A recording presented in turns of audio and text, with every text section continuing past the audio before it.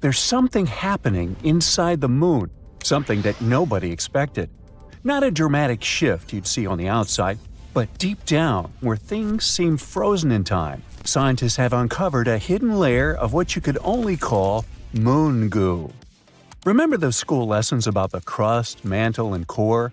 Much like the Earth, the moon is made up of layers, a crust, mantle, and core. However, the moon's core is much smaller compared to ours. Earth's core is huge. It makes up about a third of our entire planet's mass. The moon's core makes up only about 1 to 2% of its mass, and its diameter is about 1/5 the diameter of the moon itself. It's surrounded by a hard, rocky mantle. But it turns out that between these two layers, that mysterious goo layer, and it's way more important than you might think. The layer is soft and partially molten, ebbing and flowing like the tides in our oceans. It rises and falls, stretching and shifting as if it were alive. Its movement isn't chaotic, but subtle and regular. We always knew that the moon influences our seas and oceans, causing tides with its gravity. But it turns out that we influence it back. The goo ocean reacts to the gravitational dance between Earth and the Sun. Also, the molten layer could be made of ilmenite, a very intriguing material. Ilmenite is rich in titanium, a strong and lightweight metal that we really love over here on Earth. Titanium is used in everything from airplane parts and spacecraft to medical devices, even in everyday items like bikes and laptops, all because it's incredibly strong and very resistant to corrosion and heat. So, if the moon might have a molten layer rich in ilmenite, that would be awesome. Astronomers are already planning for lunar bases, and if we had a material to build structures, spacecraft, or even tools for astronauts right there, that would be a game changer. Otherwise, we'd need to transport materials from Earth, which is extremely costly. This is our first tangible sign that the moon is not just a cold, boring rock. Instead, it's dynamic, living, and breathing, with moving forces beneath the surface. NASA used new special tools to discover this: the Gravity Recovery and Interior Laboratory and the Lunar Reconnaissance Orbiter. These are both space missions designed to study the moon, but they don't just look at the surface like a telescope. Instead, they help measure things we can't see with our eyes, like the moon's gravity and how it changes over time. Grail sent 2 small spacecraft around the moon named Ebb and Flow. Clever. The idea was for these spacecraft to fly close to each other and measure tiny differences in the moon's gravity as they go. It's like they were feeling the moon's invisible pull in different places. If the moon's gravity was stronger in one spot, the spacecraft moved closer together, and if it was weaker, they moved farther apart. This helps scientists understand what's going on inside the moon, even if they can't actually go there.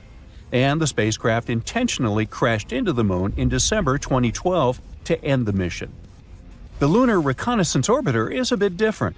It takes super detailed pictures of the moon and collects other important information about its surface. By combining the information from both Grail and LRO, we were able to find this goo layer. But this discovery actually challenges everything we thought we knew about lunar geology. How did this molten layer get there? How long has it existed? And perhaps more fascinating, how it stayed warm for millions of years? That's some million-dollar questions. The moon's core generates heat just like ours. But it's not as easy as saying, oh, the core's heat probably keeps it warm and molten.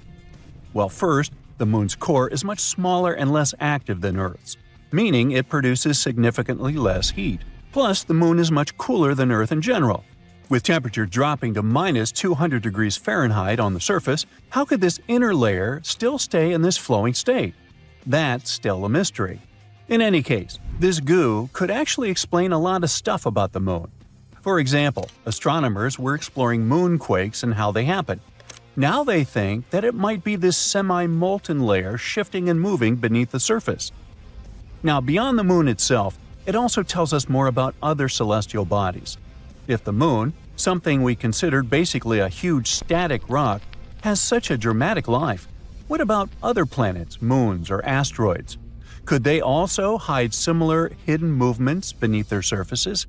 We can even understand our own planet better, learn more about how tides and similar stuff works.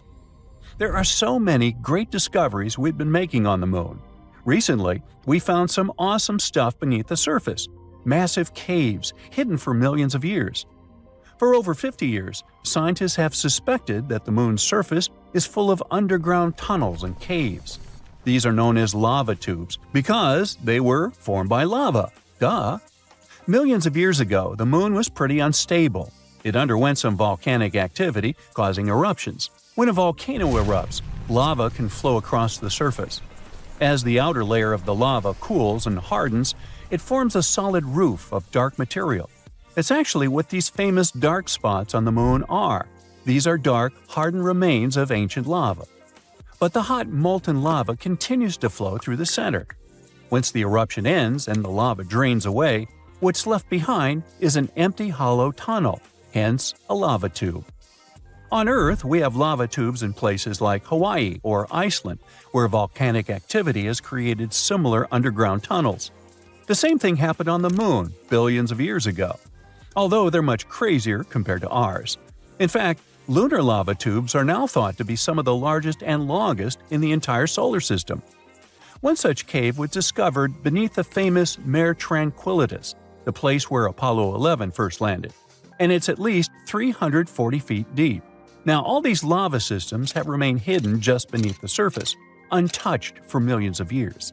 Only now, they finally managed to prove their existence. Scientists from the University of Trento in Italy found them using special radar technology and advanced computer methods. These techniques let you see underground by sending radar waves. The waves bounce back and give clues about what's hidden underneath. By analyzing the way these waves reflected back, the researchers could detect the shape and size of the hidden caves. Now, the best thing about this discovery is that we could build all our bases there. These caves protect from radiation, harsh winds, and meteoroids. NASA even found evidence that some of these caves stay at a steady 63 degrees Fahrenheit. That's some crazy coziness for the moon. And on top of that, there could even be some water there. So humans could take shelter inside these natural tunnels and build entire colonies on the moon. And I know what you're thinking. Could unexpected lunar monsters hide deep in those caves? Well, sure. There's a huge potential for exploring these caves and finding some awesome stuff. But even if we manage to find a miracle, like small life or microbial organisms, there's a 99% chance that there won't be actual animals or monsters. It would just be impossible for them to develop in such conditions. But it would make a great horror movie. Researchers want to send robots or drones to explore the tunnels first, and then see if they're safe enough for humans. And it's not just the US getting in on the action. China is also investigating the possibility of using these moon caves as a future base, showing that the race to explore and settle the moon is heating up. The space crew had been getting ready for the launch for over 3 years. The preparations for landing on the strange planet included gathering and studying rock samples in the Grand Canyon, exploring ancient volcano formations in the Nevada National Security Site, and looking into gas and lava vents, lava lakes, and pit craters in various locations in Hawaii. To be able to resist microgravity conditions, they learned how to walk obliquely by being strapped and suspended sideways and trying to move along walls. They had to test their limits through intensive diet and sleep regimens to make sure they'd be safe in outer space. It took them 3 days, 3 hours, and 49 minutes to reach the surface of this new world in a place called the Sea of Tranquility. They could have gone for the Ocean of Storms or the Central Bay, but they chose this place to land because it had good visibility and it was relatively smooth and easily reachable with as little propellant as possible. One of the first things they noticed when they got there was that, well, the place kind of smelled. This may sound like the beginning of a science fiction novel, but it's actually the true story about how the Apollo 11 mission landed on the moon on July 20th, 1969. Since then, the moon has had 12 human visitors to this day. We think of it as our neighboring space buddy, but there's still much we don't know about this mysterious satellite. And that should come as no surprise, since the moon is actually always showing us the same face. That is because the Earth and its only permanent natural satellite are in synchronous rotation, which makes us think it's always permanently still. The truth is, it's not in a fixed position, and it is actually moving further and further away from the Earth each year by 1.5 inches. Believe it or not, the Earth and the Moon, although being 238,855 miles apart, deeply influence each other. While the Moon is partially responsible for the tides of the seas and oceans on our planet's surface, our Earth is actually to blame for movement on the Moon. They're called moonquakes, and they last way longer than earthquakes, some of them up to half an hour. It may look perfectly round to us on a warm summer's night, but the Moon is actually oval. The lemon-like shape is caused by the Earth's gravitational pull. Our Moon features more than footprints when it comes to traces of humans. In 1969, American astronauts left many objects on the surface of our satellite, such as 2 golf balls, a drawing by famous artist Andy Warhol, and a message from Queen Elizabeth II herself. One of the last people to walk on the Moon to this day, an astronaut named Eugene Cernan, scribbled his daughter's initials on the Moon's surface in 1972. Since it appears there's no wind or any other type of weather change there, the letters TDC could remain there permanently. It's actually possible to be allergic to the Moon. Harrison Jack Schmitt, an astronaut from the Apollo 17 mission, spent some time in a valley in the Sea of Serenity, then climbed back into the crew's lunar module, but had some moon dust on him. Just as he removed his spacesuit, he got red eyes, sneezing fits, and other allergic reactions that lasted 2 hours. Since it's so close to us, we've established that the Moon has a time zone of its own. We call it the Lunar Standard Time, but it doesn't correspond to time on Earth.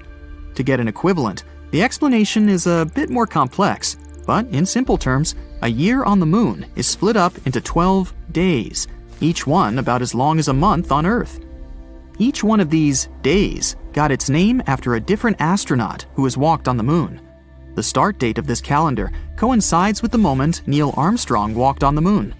So, the Lunar Year 1, Day 1, began on July 21st, 1969 at 2:56:15 Universal Time. Since the Moon has a very thin atmosphere, it has some pretty crazy temperatures, both hot and cold. They can go up to 200 degrees Fahrenheit. Over by the Moon's poles, however, the temperature is always at around minus 400 degrees Fahrenheit. Humans have tried to trace the connection between our natural satellite and the Earth for as long as we can remember, coming up with words to explain why the Moon's existence influences us so. In the Middle Ages, scientists and philosophers thought that during a full moon, some people were more likely to experience different health conditions. Because they saw this inexplicable connection to the full moon, people with these symptoms were named lunatics, or at times, literally, moonsick. People are not the only creatures living on Earth that are affected by moon cycles. Dog owners are 28% more likely to take their pet to vet emergency rooms during the full moon. You may think that's the reason why wolves have this preference for howling at a full moon, more so in popular culture. But scientists haven't been able to find any connection between wolf behavior and the lunar cycles, so it might as well just be a myth. The largest known crater in our solar system is also found on our Moon, and is called the South Pole Aitken. This giant formation is located on the far side of the Moon and measures 1,550 miles in diameter. One of the many things we've yet to fully understand about our satellite is the unusual flashes of light that can sometimes be seen on its surface. Scientists have named these outbursts Transient Lunar Phenomena, or TLP in short, and they have been seen all over the world for centuries. One of the first instances of TLP dates back to 1178, when monks from Canterbury claimed to have seen a flaming torch on the surface of the Moon after the sun had set. TLP does not simply mean light flashes. Reports also have detailed other unusual events, such as gas-like mists, reddish, green, blue, or violet colorations, or even the darkening of certain locations on the Moon. Is something strange happening with our Moon? Is it the beginning, or did we just start noticing it with the newer space study equipment we have nowadays? There are a lot of different theories that scientists have developed trying to piece together what can be causing these events. The unusual flashes on the Moon can be caused by anything from meteoric impacts to electrostatic activity. It's difficult to pinpoint the explanation for each event, since most of these episodes are recalled either by a single observer on Earth or from a single location. The fact that there is noticeable seismic activity on the Moon can also explain why we can sometimes see unusual flashes of light on the surface of our satellite. When the Moon's surface moves, it can cause different light-reflecting gases to erupt, which can explain luminous developments. Some scientists have even suggested that residual geologic activity may also be the cause. This is all the more shocking, given that we've always looked at the Moon as a lifeless world. Did you ever notice that our Moon can change its color? There are actually many scientific explanations for that. The Moon appears to be a brown-tinted gray when you look upon it from outside of the Earth's atmosphere. When gazed upon from the Earth's surface, the Moon appears to change color depending on various phenomena. The Moon seen near the horizon will most likely be yellow or red-tinted. The rarer blue-colored Moon indicates that you're looking at our satellite through an atmosphere carrying larger dust particles. The Moon can even appear purple at times, but what causes this specific hue is still up for debate. The fact that we don't know exactly if or how much water there is on the Moon's surface is not the main reason why we aren't already building houses up there. It seems that radiation actually has a lot more to do with it. Recent studies have shown that the Moon's surface has a radiation rate 5 to 10 times higher than that you experience on a transatlantic passenger flight. That also means it's 200 times higher than the rate on the Earth's surface. In future lunar explorations, like the Artemis project for example, scientists need to take this into consideration, not to expose the astronauts. Named after Artemis, Apollo's sister, this program aims not only to place astronauts on the lunar surface in the future, but also to build some sort of an establishment there to study the Moon in safe conditions. While the project started in 2017, the first planned mission is set for launch in summer 2022, with an estimated duration of 25 days. The space object, with no crew on board, is planned to reach lunar orbit and safely return with sufficient data for the next 4-person mission scheduled for May 2024. Artemis 3, 4, and 5 are expected to be launched in 2025, 2026, and 2027 respectively, each with a planned duration of approximately 30 days. Okay, I officially give up on the hope that the Moon is made of cheese after all. Wow, not even Gouda. The shiny lunar ball, or a curved banana, or half of a coin, depending on what phase it's in, has different layers inside, just like Earth. One of these layers is called the inner core. About 20 years ago, scientists were observing how the Moon rotates. Using that data, they concluded that it had a fluid outer core. But the inner core was hard to study, so they didn't know if it was solid like a rock or molten like a hot liquid. But things are clearer now. Astronomers have collected data from different missions, including the Apollo missions, where astronauts went to the Moon and gathered information themselves. Plus, they've used a special technique called seismic data. This method is all about studying how sound waves move through things. Take earthquakes on our planet as an example. When an earthquake happens, it creates waves that travel through the ground. Scientists can detect and analyze these waves to learn more about Earth's interior. The same idea can apply to other objects in our solar system, or planets, or, in this case, the Moon. When quakes or moonquakes happen, they generate sound waves, and by carefully listening to and studying these waves, scientists can create a detailed map of what's inside the object. They can figure out things like different layers, what they're made of, and how they're arranged. To check the Moon's deep interior, scientists also use something called laser ranging.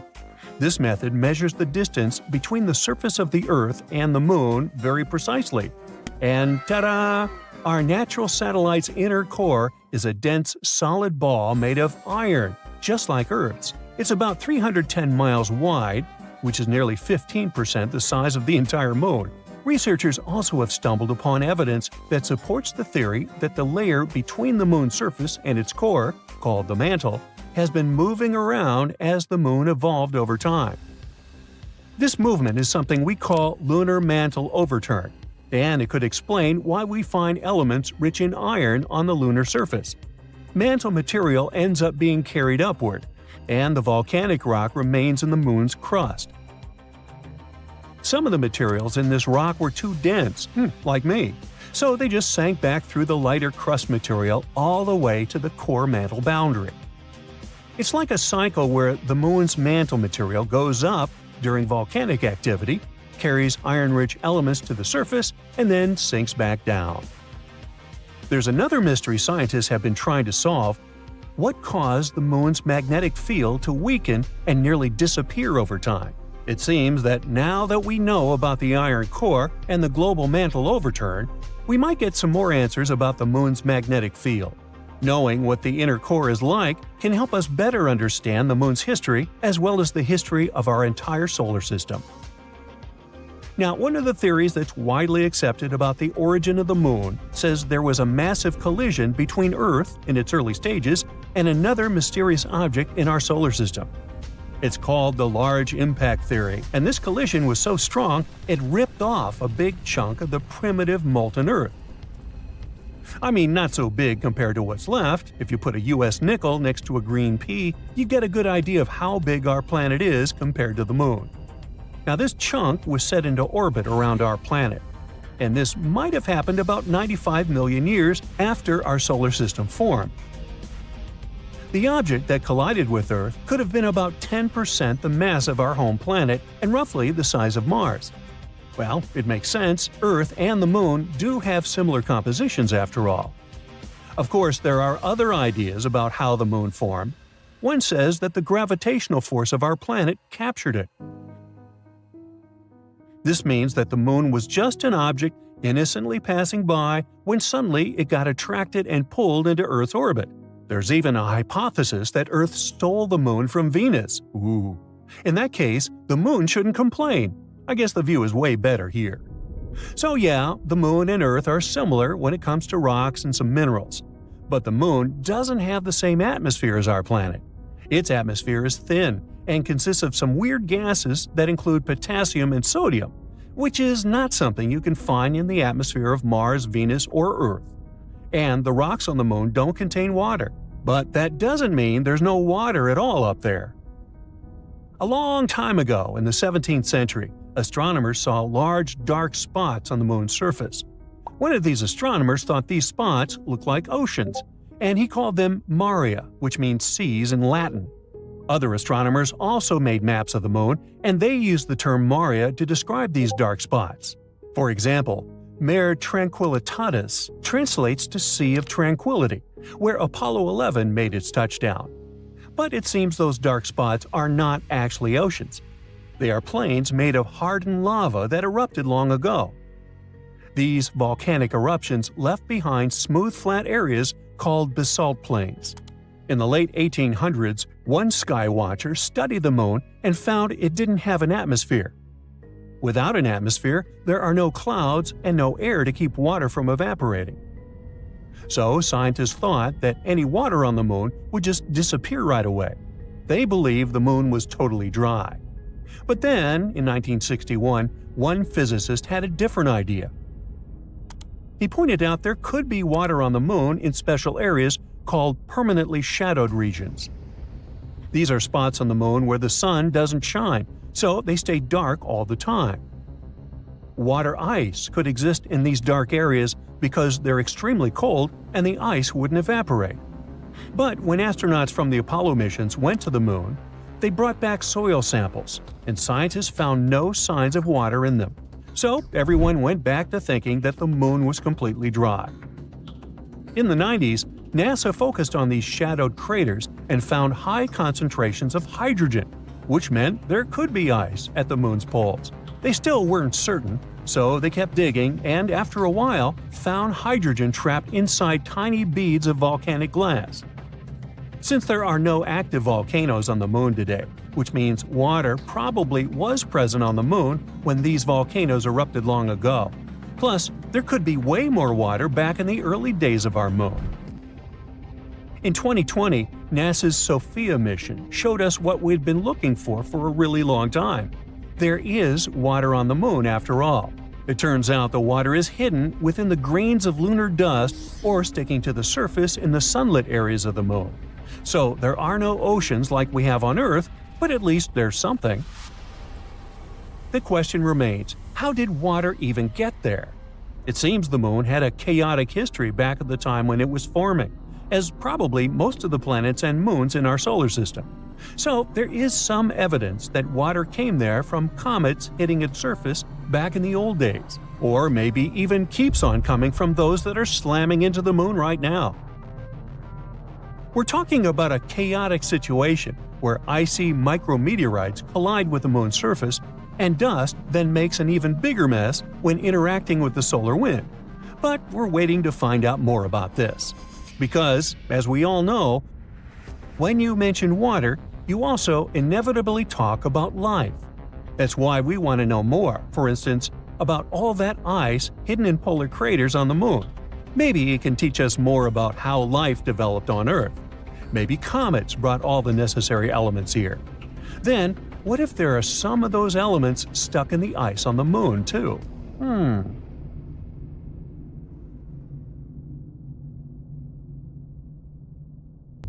It's dark outside, almost 2 a.m. You go outside and look at the sky, and here it is, bright, full moon. You might think you know a lot about Earth's natural satellite, but let me ask you this: how did it form? The answer is, nobody knows. But of course, there are theories. The most popular one, called the giant impact theory, claims that the moon formed during a collision between Earth and another planet. This planet must have been smaller than ours, the size of Mars, and the collision itself probably happened around 4.5 billion years ago. Another theory, called the capture theory, claims that the moon used to be an asteroid or some other wandering body. It formed somewhere else in the solar system. When it was passing by Earth, it got caught by our planet's gravity. But here is one catch. Our planet and the moon have remarkable isotopic and chemical similarities. So, they must have a linked history, which means the moon couldn't have been created elsewhere. Other experts think that at some point in the past, Earth was spinning so fast that some of its material broke away. It soon started to orbit our planet. That's how the moon appeared in the sky. But again, there's one problem. In this case, the proportion and type of minerals on the moon would have to be the same as on Earth. But there are slight differences. The moon is richer in materials that form very fast at high temperatures. There's one more theory, and it's probably the least exciting. It claims that Earth's natural satellite could simply appear along with Earth during our planet's formation. Duh! But these days, a more urgent question keeps astronomers busy. Is the moon really Earth's satellite? Or are these two twin planets? The moon is big compared to our planet, about 1/4 of Earth's size. That's why some experts refer to our planetary system as a double planet. But how correct is that? If we want to figure it out, we need to give the definition to the word planet. According to the International Astronomical Union, a planet is a space body that orbits the Sun, is massive enough to have a nearly round shape thanks to its gravity, and has cleared the region around its orbit. Now, what about a satellite?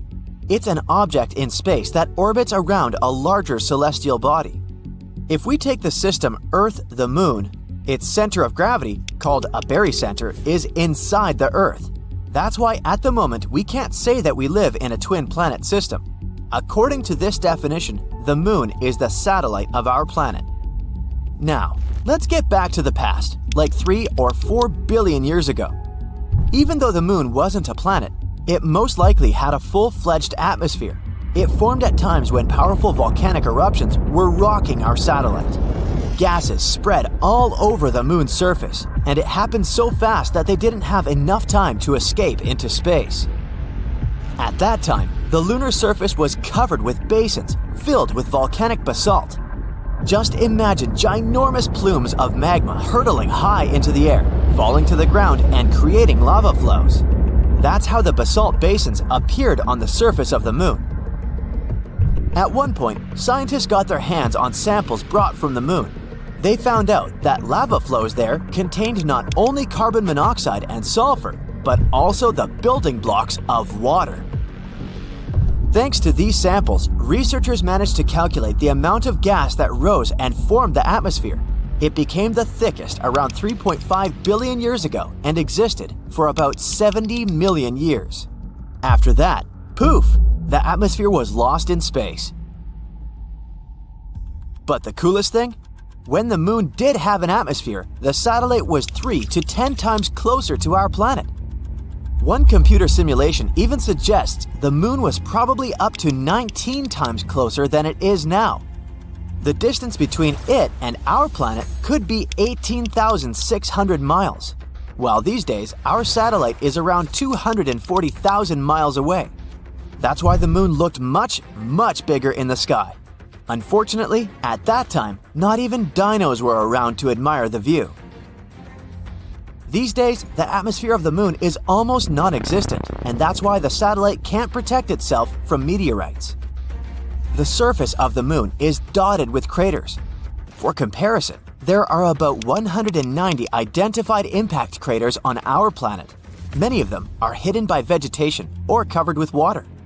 But if we speak about the moon, the number is so much greater, several million, and around 5,000 of them are more than 12 miles across. And since the moon is less seismically active than Earth, these craters and other ancient formations stay in perfect condition for centuries. When you look at the moon, it's the brightest object in the night sky. But in reality, its surface is dark because the reflectance of our natural satellite is just a bit higher than that of asphalt. You might know that the moon's gravitational pull causes tides on our planet, making the oceans bulge out on both the side closest to the moon and the one farthest from the satellite. But that's not all. The moon also slows down Earth's rotation. This phenomenon is known as tidal braking. It increases the length of a day on Earth by a bit more than 2 milliseconds per 100 years. The moon is also moving away from Earth at the same rate at which your fingernails grow. That's about 1.5 inches per year. If one day the moon floats away into space, our planet will have to live through tough times. Without the stabilizing pull of the moon's gravity, Earth's tilt would start changing wildly, from no tilt at all, meaning no seasons, to a large tilt, resulting in extreme weather. Even though the moon's surface is mostly dormant, Earth's natural satellite still experiences moonquakes. One theory suggests that they may be happening because the moon is shrinking as its insides are cooling. Scientists say that the moon has become around 150 feet skinnier than it used to be several hundred million years ago. To help you understand it, picture a grape turning into a raisin. It wrinkles while shrinking. The same is happening to the moon. It's shrinking and it's wrinkling. But unlike the grape, the moon doesn't have flexible skin. Its surface is hard and brittle, so as the moon gets smaller, the crust cracks and breaks, and its sections get pushed over neighboring parts. Want to know another cool thing about the moon? A recent study claims that it has a tail, and every month it wraps around our planet like a scarf. This slender tail is made up of millions of atoms of sodium, and our planet regularly travels directly through it. Meteor strikes blast these sodium atoms out of the moon's surface and further into space. For several days every month, the moon remains between the sun and our planet. That's when Earth's gravity picks that sodium tail. Our planet drags it into a long stripe that wraps around its atmosphere. This lunar tail is totally harmless. It's also invisible to the human eye, 50 times dimmer than what you can perceive. But during those rare days, high-powered telescopes can spot its faint yellowish glow in the sky. The tail looks like a gleaming spot that's 5 times the full moon's diameter. And the spiciest fact for you, 2 or 3 years ago, an asteroid was pulled into Earth's orbit and started to travel around the planet. Even though it was no larger than an average car, it was still a big deal. Out of more than 1 million asteroids astronomers know about, it was only the second one to orbit our planet, called 2020 CD3. It was our temporary mini-moon. It didn't stay with Earth for long, though. The asteroid followed a random orbit and slowly drifted away. Temporarily captured objects such as 2020 CD3 are rare. They need to have a specific direction and speed to be caught by Earth's gravitational pull. Otherwise, they either crash into the planet or fly in another direction. Sometimes when you look at the moon, you see a face smiling down at you from the moon's surface. Of course, this is an illusion, but many people see it, and that's because its surface is shaped by some sort of lunar seas and highlands. From our point of view, we see these as light and dark patches. These seas are dark parts, and large hardened lava plains formed because of volcanic eruptions that happened a long time ago. The light regions are actually the mountains and the highlands. And people all around the globe see these lunar patches as a smiling face or even some other shapes. Our brain tends to play with things of this nature, and that's a phenomenon called pareidolia. It's when you see familiar faces and shapes even though they're not actually there, similar to how you can see a face in a slice of toast or shapes while watching the clouds. And in the northern hemisphere, people see a face in those different lunar seas.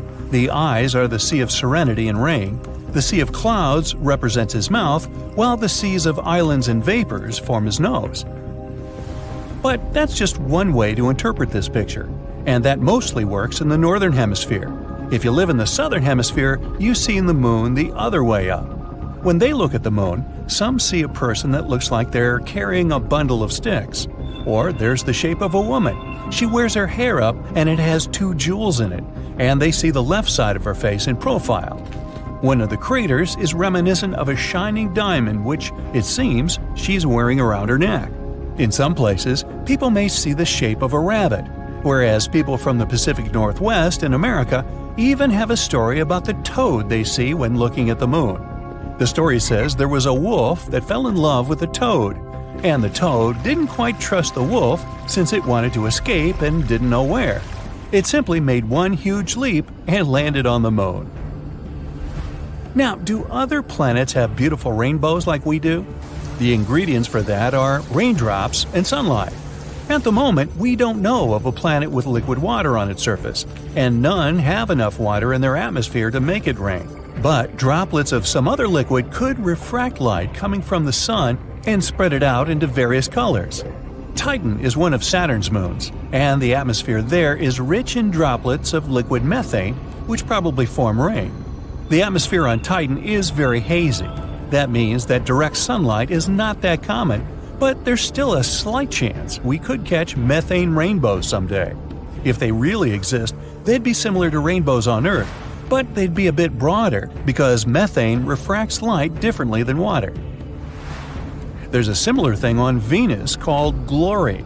Scientists caught pictures of this optical phenomenon of sunlight falling on sulfuric acid droplets, similar to a rainbow.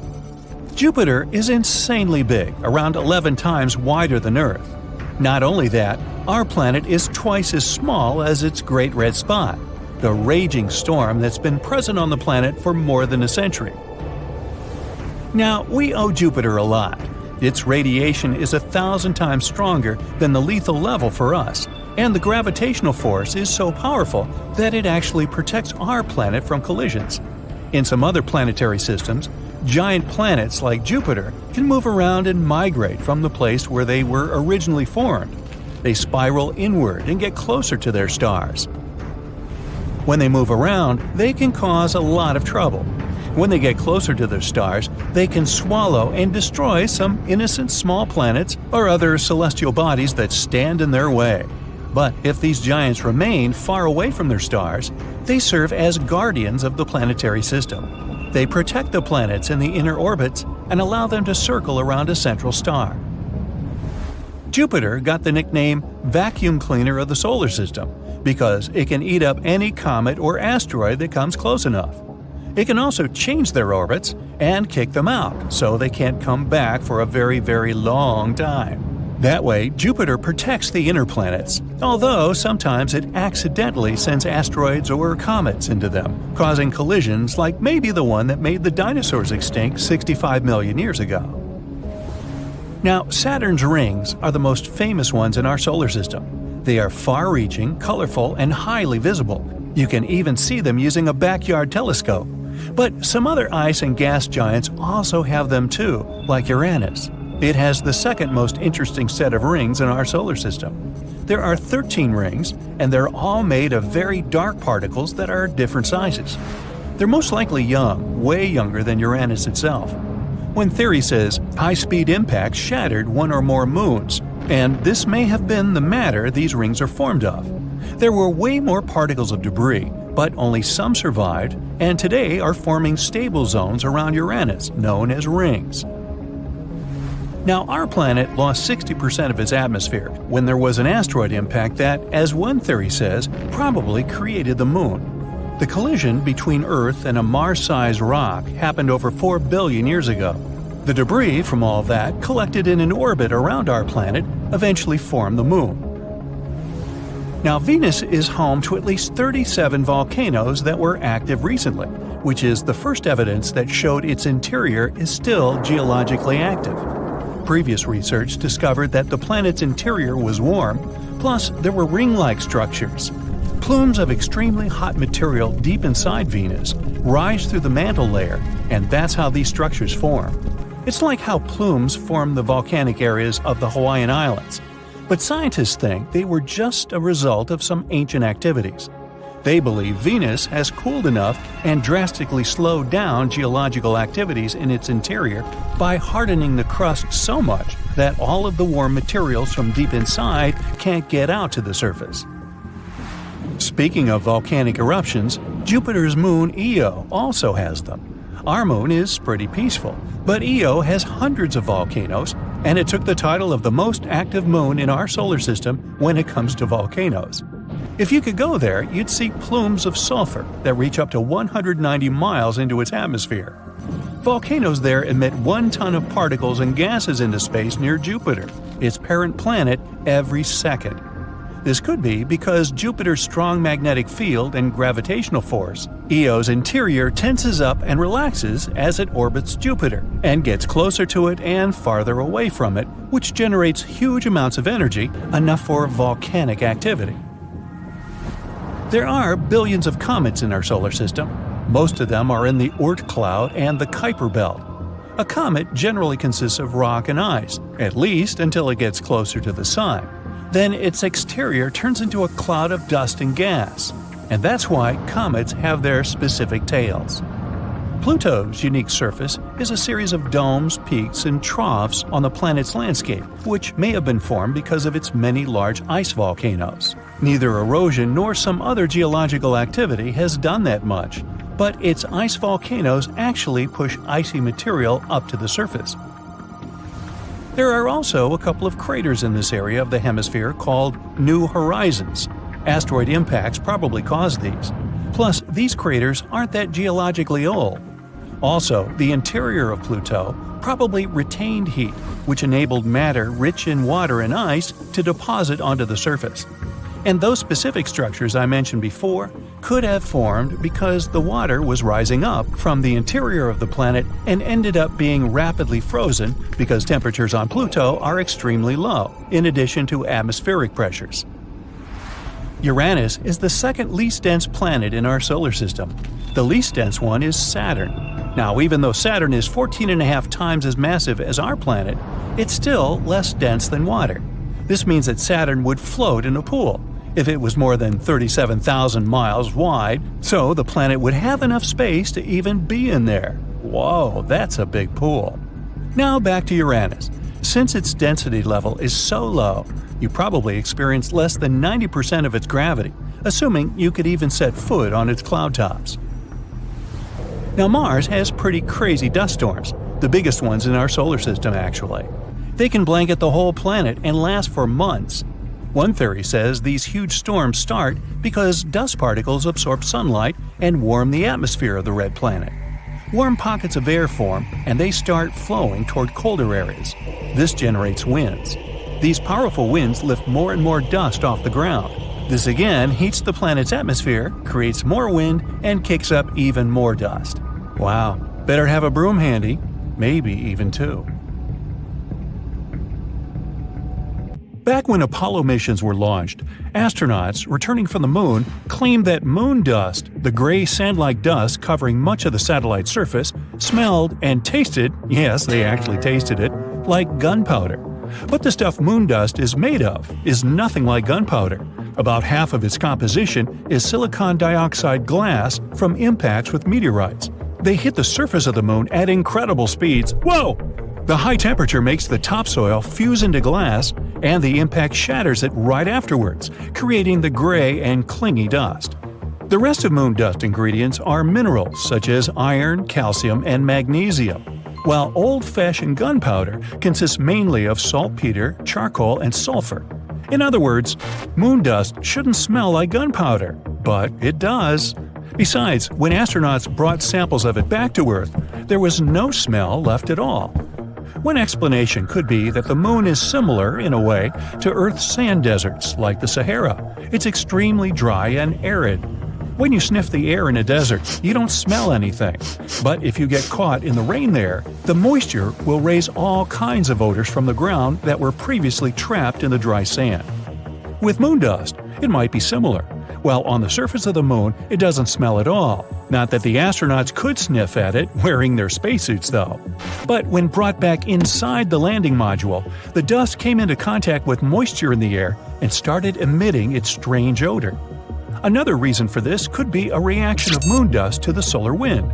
Ionized particles from the sun hit the bare surface of the moon and stay there. There's no thick atmosphere to protect it from those ions, so they travel freely right to the ground. They're very lightweight, so they can fly off and sort of evaporate from the slightest of nudges. And when astronauts took the moon dust samples to the landing module, those particles could have started moving around and giving off the specific smell.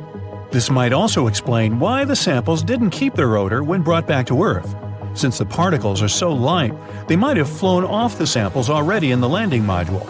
And when they were placed in airtight containers, there were little or no ions left on them. Another explanation is that those airtight containers weren't so airtight after all. Moon dust is basically very small crystals with extremely sharp edges. They unexpectedly made tiny cuts in the seals, letting in air and moisture, and so the ionized particles leaked out of the containers. Scientists believe they should study moon dust on the surface of the moon itself to find out everything about its properties. Now, there are hundreds of thousands of craters on the surface of the moon made by falling asteroids, but one of them drew a lot of attention. It turned out to not be just an impact crater, but a tube, looking most like an entrance to a cave system. Scientists found a specific echo pattern that suggested there was a hollow area beneath. They discovered more echo patterns at a couple of places near the hole, so there could be more lunar tubes there. But in this big tube, you could place an entire football field. Researchers believe there could be an entire geological wonderland under the surface. It could be a good shelter for astronauts landing on the moon, or even be a harbor for a lunar colony. No one ever managed to stay on the moon for more than 3 days because of the conditions on the satellite. Wide range of temperatures, low atmosphere, no magnetic field would protect life on the surface from things like radiation or solar wind. Astronauts wear spacesuits. They can't protect them over long periods of time, but a lava tube could. When a lava flow cools, it gets a hard crust, which later thickens and creates a roof over that same lava. It continues to flow, but when it stops, the channel can drain, and that's how an empty tube appears. Our planet also has lava tubes, but they're not as big as the one found on the moon. Back in 1178, I wasn't around then, at least 5 people in England claimed they had seen the moon split into 2 from its upper tip. It was in the shape of a crescent at the time of the event. When the crack widened, fire started blazing from it, which the single monk who chronicled it described it as a flaming torch sprang up, spewing out fire, hot coals, and sparks. Then the moon started shifting around and pulsating, but soon stopped and turned a slightly darker shade. The event didn't receive much attention from scientists, though, until the second half of the 20th century. Researchers studied the chronicle and figured out there was a huge 14-mile-wide crater on the surface of the moon at about the spot described in the book. Only a very large asteroid could have left such a scar on the satellite's face. And when they investigated it more closely, they found out it was pretty recent by astronomical standards. In fact, it really could have appeared about 800 years ago. But in that case, millions of fragments from the asteroid and the moon would have hit the Earth as well. and then people would have seen an incredible meteor shower. It would have been very bright, and the memories of it would have definitely been in the archives. But that didn't happen. In addition, many scientists argue that the crater isn't as young as it might seem. The most popular and justified theory is that it's about 1 to 10 million years old. If it had appeared as recently as 800 years ago, parts of the surface of the Moon in and around the crater would still have been warm from the impact. The most likely explanation of what really happened back in 1178 is that observers were extremely lucky to see an asteroid falling towards the Earth and burning in our planet's atmosphere. The spectacle would have been incredible, and seen from a proper angle, the burst of the asteroid could have really looked like it was the Moon exploding. That would explain why there were so few witnesses of the phenomenon. The right spot to see the show, as they did, was only a couple of miles wide. As for real events on the Moon, water and oxygen were unexpectedly discovered on it not long ago. Water might have been brought to the satellite by asteroids hitting its surface, many of them carrying H2O molecules, and those that are left on the Moon in tiny amounts after the impact. There's precious little water there, though. By comparison, even the Sahara Desert has more of it than the entire Moon. Oxygen is also present as separate molecules floating around, so you still can't breathe on the Moon. Solar wind brought them there. Waves of energy from the Sun travel at extremely high speeds through space, scrape oxygen from the upper parts of our atmosphere, and carry it further. Eventually, the wind with the oxygen molecules reaches the Moon. And that's where something incredible happens. The Moon starts rusting. There's plenty of iron in the lunar soil, and when it's exposed to oxygen and water, it naturally rusts. Some parts of the Moon have actually already turned slightly reddish. They're regions where there's the highest concentration of molecules. If this process goes on long enough, in the distant future, the Moon will look like Mars. It will turn orange-red. Yes, the signature color of Mars came exactly from the corrosion that began there thousands and thousands of years ago, when there were rivers and seas with water and an atmosphere with oxygen. Another unusual phenomenon is the blue and red lights on the Moon. They can be seen when it's crescent-shaped. The flashes come and go very quickly, almost like lightning. And in fact, that's what they basically are, electric bursts. Tidal forces are to blame for this. They cause mechanical stress buildup in the rocks. This can produce an electric field, which creates the blue flashes that have surprised many amateur astronomers. But still, there's so far been no green cheese discovered there, or moon pies for that matter. Disappointing, I know. About 8 billion inhabitants of planet Earth found out the same terrible news in one day. Someone saw it on TV. Others heard it on the phone while scrolling through social media or listening to music. Some witnessed this news in a dream while sleeping. Someone's voice said it in all languages to ensure everyone understood it. I have good news and bad news for you. Let's start with the bad news. You're all characters in YouTube videos in which your planet gets into a situation where the Moon breaks in half. For the audience, it will be a hypothetical story, but for you, these events will become a reality. The good news is that I was joking. There's no good news. But don't worry, the apocalypse won't start on your planet. Maybe just a little bit. Have a nice day. At first, the entire population panics. Then, a few days later, everyone calms down. Maybe it was a mass hallucination, and the Moon will be alright. But at this moment, scientists have discovered the danger. A colossal meteorite is flying towards us from the distant depths of space. This meteorite is super fast and pretty flat, but has sharp edges. Fortunately, it will miss the Earth by a few thousand miles, but the Moon won't be that lucky. The meteorite flies through our Earth's only natural satellite directly in the middle. So it passes through the Moon, sweeps past our planet, and flies away into distant space. At this moment, all people can't take their eyes off the Moon. The meteorite cuts it perfectly in half, gently, clearly, painlessly. So, what shall we do now? Will the Earth survive this? Our satellite breaks into two equal parts, but fortunately, they don't fly away from each other. The Moon's great gravity attracts them back like a magnet. Scientists are sure that the parts will connect in a couple of billion years, and the Moon will become the same as it used to be. But the coolest thing is that people won't feel any changes. Everyone around the world will celebrate this good news. The voice was wrong. But then, another problem appears. A massive meteorite in the form of a shoe is flying from the deepest space to us. It enters our solar system and approaches the Earth at high speed.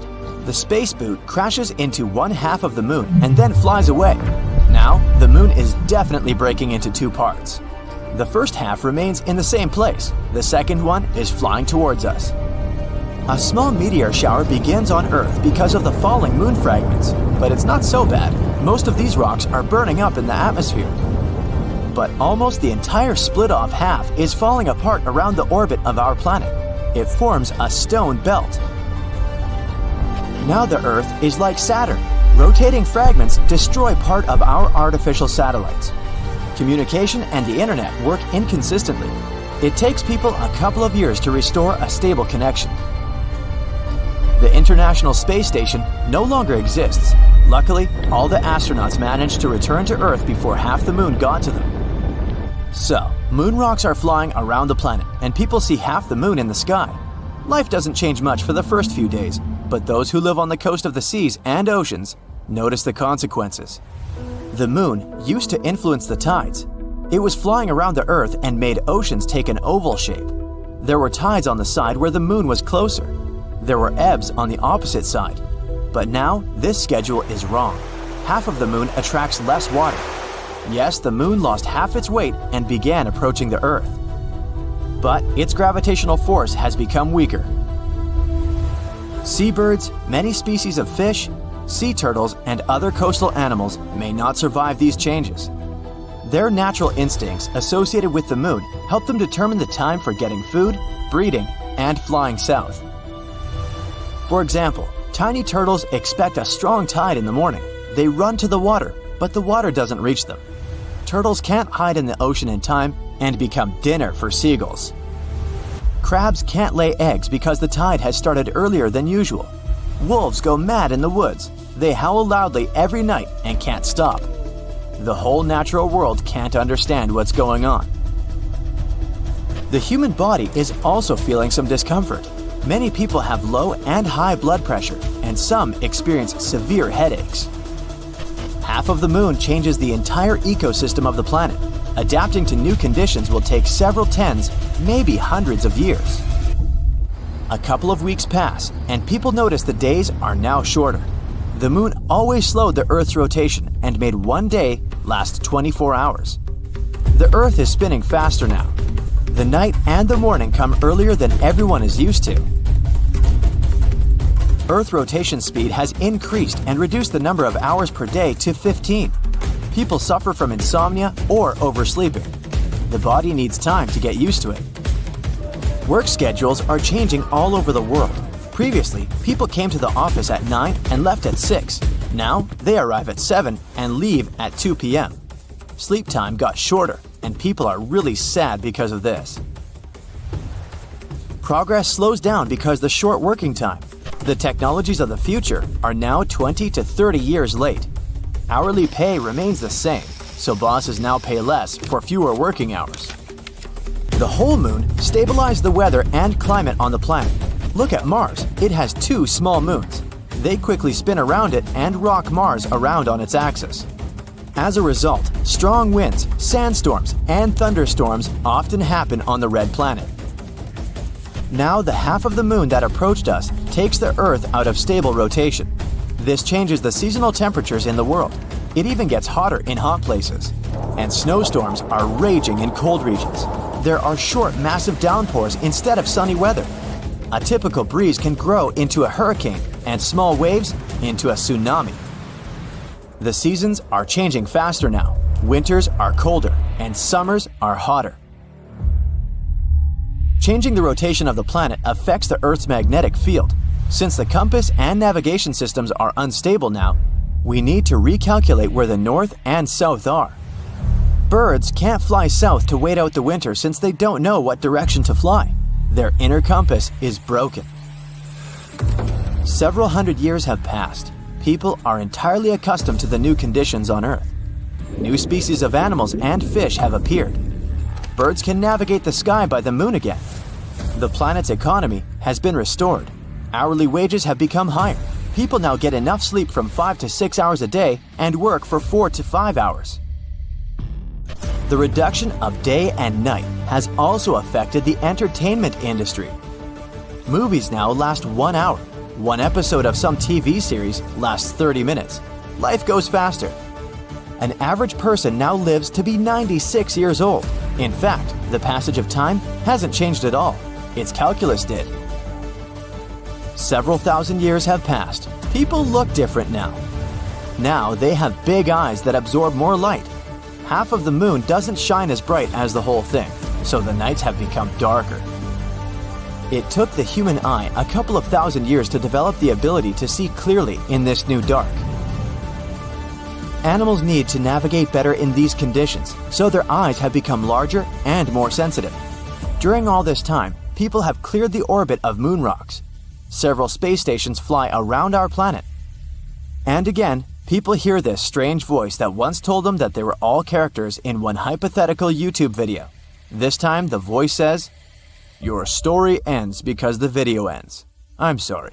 Good night." The moon.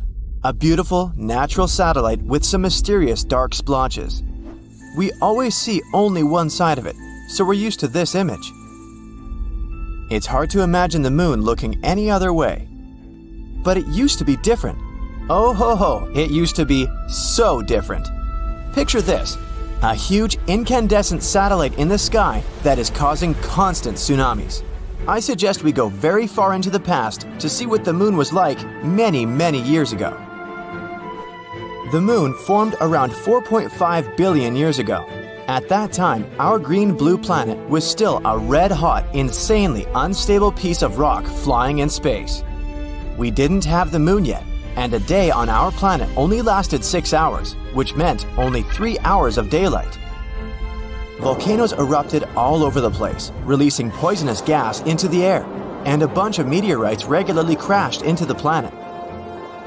At the same time, 4.5 billion years ago, the so-called Big Splash occurred, or, as scientists call it, the Giant Impact Hypothesis. It claims that once an object the size of Mars crashed into Earth. Mars is about 2 times as small as our planet, so the blow wasn't too bad, but it was quite catastrophic. This powerful impact tore off part of the outer layers of that Mars-sized object and Earth.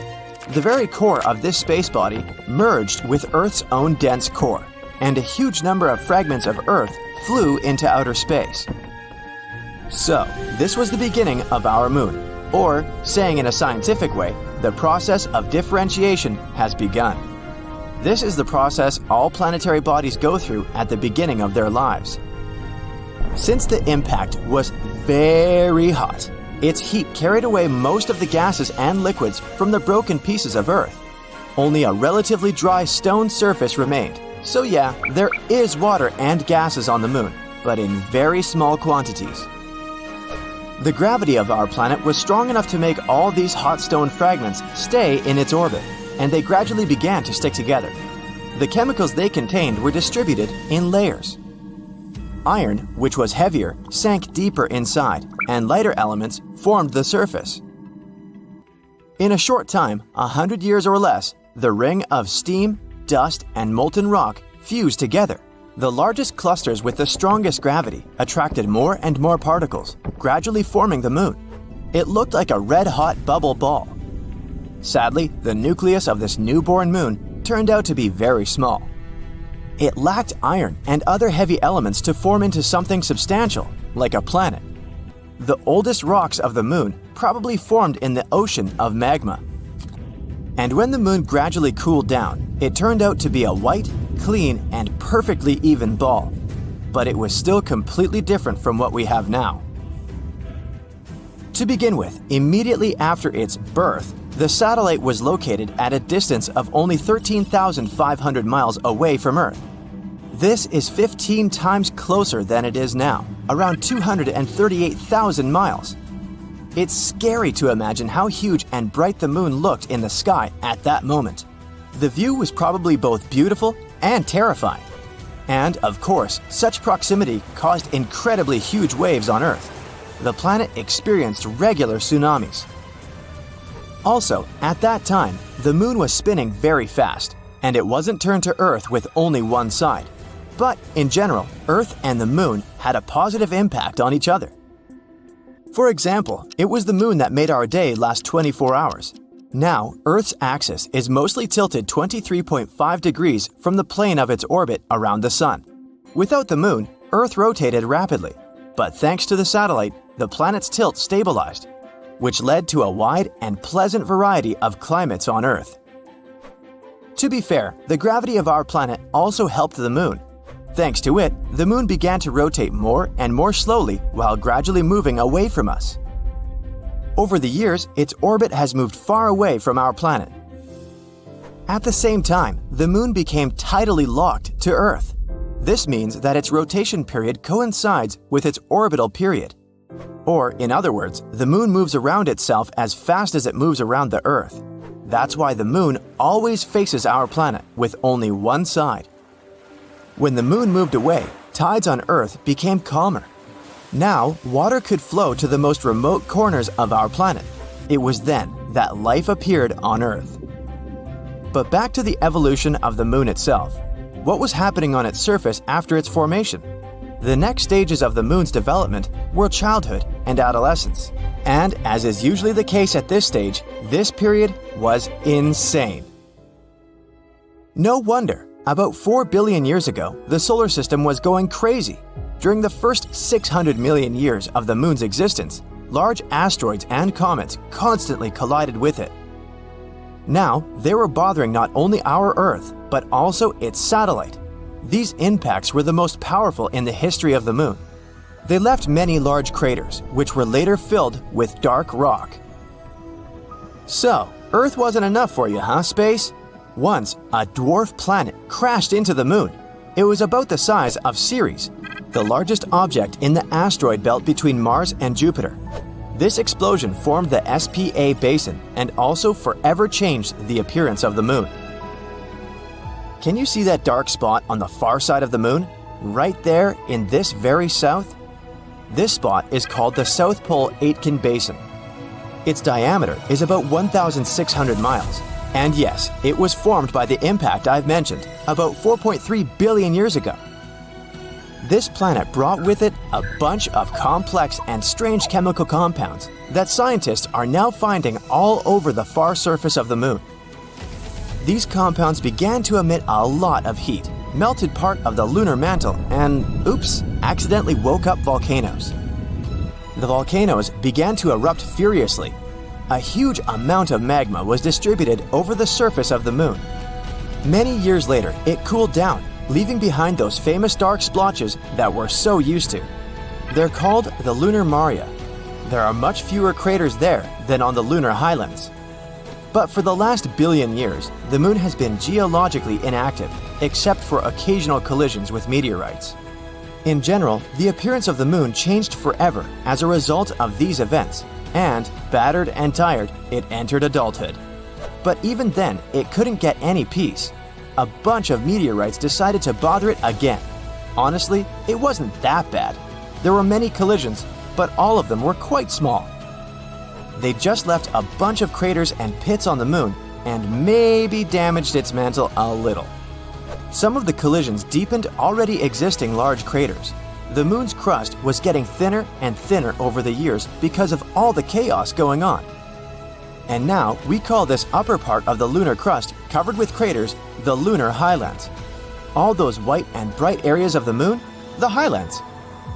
But in the end, the universe finally calmed down, for now at least, and the moon began to look the way it does today.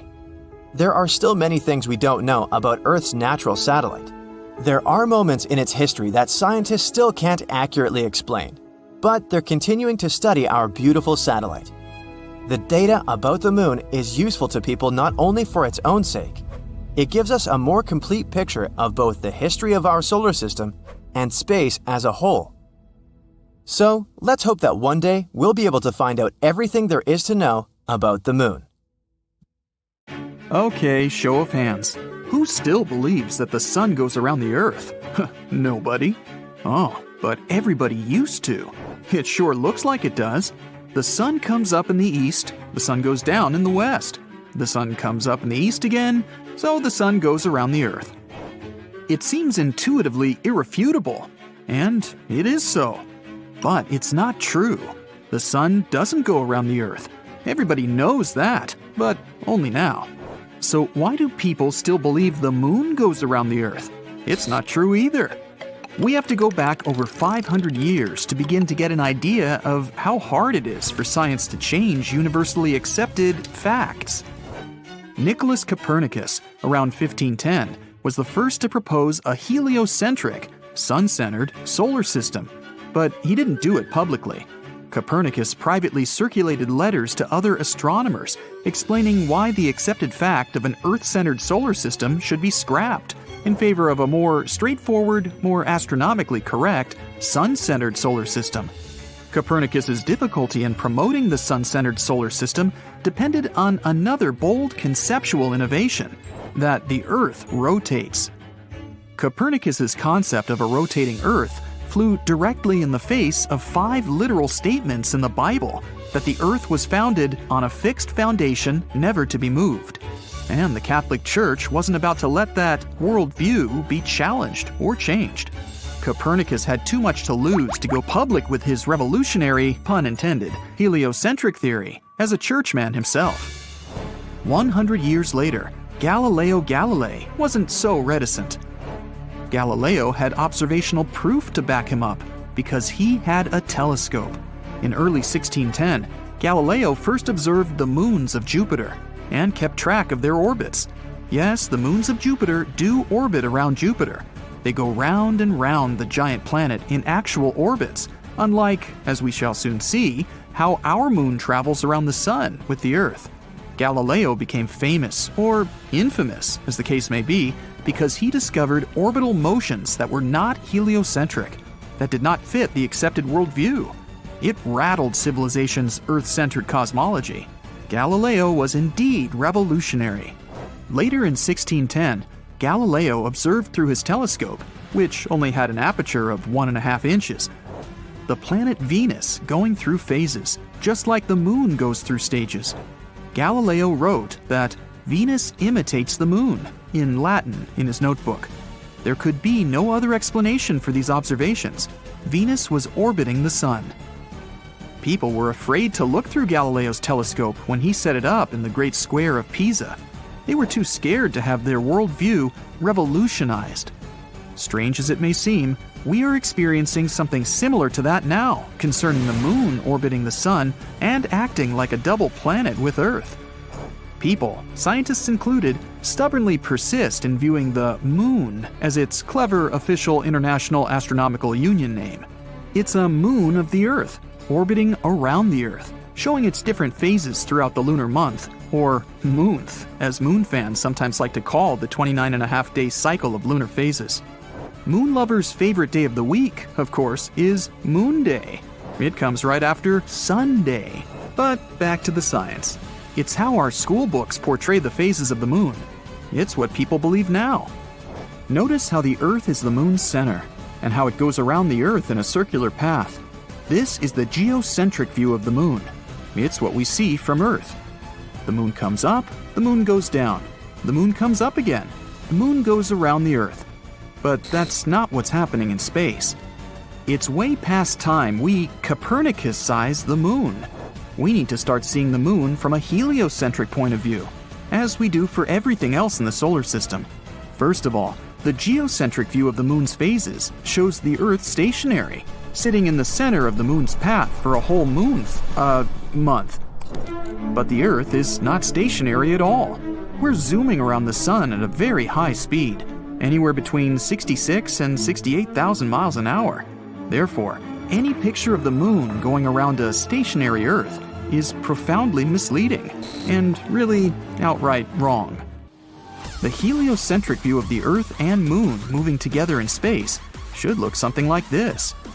Notice that the moon is not going around the Earth. It's traveling along with the Earth, around the sun. The path of the moon around the sun is a sinusoidal path back and forth, across the ever-forward-moving path of the Earth. Notice that the moon always goes forward too. It doesn't ever go backward to either the sun or the earth. By always moving forward and sinusoidal, the path of the moon does not qualify as an orbit in the same sense that the other moons of the solar system orbit their planets in elliptical paths. Therefore, it is wrong to say the moon orbits the earth. The moon orbits the sun along with the earth, or the moon and the earth both orbit the sun, are statements Copernicus and Galileo would approve of. But science today has difficulty accepting a heliocentric view of the moon. Maybe there would be too many books that need to be reprinted. Maybe too many astronomy professors would have to admit that they were wrong their whole careers. Accordingly, objections are put forward to block the revolutionary heliocentric view of the moon from being universally accepted. One such objection is that the moon never leaves the Earth's gravity well, and therefore should be rightly considered a moon of the Earth, an orbital, to use the astronomical term for satellite. Undoubtedly, the moon never leaves the Earth's gravity well, or else we would lose the moon. However, representations of this well-known definite fact always show the moon moving around the Earth inside the gravity well, and this is not true. The moon never goes back toward the Earth as it would need to if it were in an elliptical orbit. So the gravity well objection can be dismissed because the astronomers who propose as orbital evidence that the moon always stays within the Earth's gravity well fail or neglect to include the facts of the moon's continuously forward sinusoidal motion. Escape velocity for the moon to leave Earth's gravity well is reported to be about 2,684 miles per hour. Relative to the Earth, the moon presently moves about 2,238 miles per hour. What kind of impact would it take to accelerate the moon that extra 450 miles per hour needed to knock it out of Earth's gravity well? If anyone wants to compute that, you're most welcome to put your answer in the comments section. Maybe it could happen, and that would not be good. There's another objection to looking at the moon from a heliocentric point of view, and that involves the barycenter of the Earth-Moon system. The barycenter is the center of gravity between the Earth and the moon. Think of yourself on a seesaw in the park. The other end of the seesaw is a massive lineman from a professional football team. How far forward towards you would the lineman have to move so that you both are balanced evenly? He'd have to move towards you almost to the center of the seesaw. You are the moon, and the lineman is the Earth, although Earth is a feminine name. The balance point of the Earth-Moon system, the barycenter, is over 1,000 miles inside the Earth. It is this balance point, astronomers dutifully point out, that is orbiting the Sun. It is a heliocentric point of view. Copernicus and Galileo would approve. However, these astronomers always seem to add the geocentric animation of the moon orbiting around the Earth, with the barycenter inside. In this way, they can keep the moon orbiting around the Earth. But it's somewhat dishonest to combine two different perspectives in one animation. You can't have your cake and eat it too.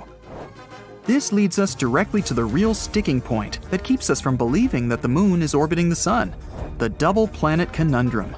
The International Astronomy Union refuses to consider the moon and Earth a double planet. They refuse to do so almost exclusively because the barycenter of the Earth-Moon system is inside the Earth. It's tough to buck City Hall, as the saying goes. You'll recall that IAU, or UAI if you use the French designation, demoted Pluto to dwarf planet status, and they still haven't reversed that decision, despite seemingly ample evidence that Pluto is the 9th planet. Perhaps we should reflect on what it means to be an Earthling. To be an Earthling implies that we know ourselves to be spaceborne people orbiting a yellowish star near the outskirts of a spiral galaxy. We, meaning all the peoples of Earth, live in space and are absolute creatures from space. Above us is the moon, Earth's companion. We're making a big mistake by referencing the moon according to our geocentric parameters. Our conceptual expansion into space is inhibited by an incorrect, outdated, earthbound view of the moon. The universe doesn't revolve around us, and neither does the moon. In the near future, people have made the greatest space discovery in history. The entire population of Earth looks up to the sky to see the greatest astronomical show ever. Is this real? What does it mean? Scientists have been studying galaxies, planets, and black holes millions of light years away. But all this time, something fantastic has been hiding in plain sight right above our eyes, on the moon. Starting a few years ago, humans began going to the moon again and finally set up a permanent base there. While excavating the lunar landscape, one lucky drill smashed into something like a metal plate. It turns out that metal contains polycarbonate, aluminum, gold, and silver. That's very similar to something humans already have on Earth. It's basically what CDs are made out of. People start going excavation crazy. Who knows what else is down there? The moon turns out to be our greatest resource. After a few months, lunar construction equipment has excavated several hundred feet of the shiny surface. At first, it was kept quiet, but a year later, that becomes impossible. Excavation crews dig out a huge rectangular shiny piece, the size of 10 football fields. And that plate is not alone. There are literally millions of them. After a little more research, scientists discover that the entire surface is covered with this strange material. People gaze up every night at the unusual moon in the starry sky. It glows a little brighter than before. You only need the most ordinary telescope to see that things are about to get weird. The excavation work isn't complete, but scientists have concluded that the moon is a huge disco ball. Who created it? For what? And what does this mean for us humans? No one has any answers. Soon, humans managed to dig up more than half of the moon. In some places, the plates are too deep to get to. They're stuck under mountains. In other places, the plates of the disco ball lie directly under the surface. Somehow, even with this crazy discovery, the properties of the moon haven't changed in any way, except that it's become brighter. Attempts to dig deeper, to pierce through the plates, are hopeless. The layer of polycarbonate and metal alloys is too thick and seems to go deep into the core of the moon. Some scientists suggest that if the moon's surface resembles a CD, it might just mean that there's some information recorded on it. That would change the course of history. They decide to build a laser reader to see if the moon really is a whopping big CD. Meanwhile, the drilling continues. On the dark side of the moon, which isn't always dark by the way, people find a small crater. Surprisingly, there's no shiny material inside. This perfectly round hole looks like a dried-up lake. At first, everyone assumes that there was a plate there. It just must have flown off somehow. But then, why was that crater so perfectly round? After a little more investigation, diggers find something that looks like plastic. What's that all about? Then, unexpectedly, the digging stops. The huge rig smashes against a thick alloy of unique durable plastic.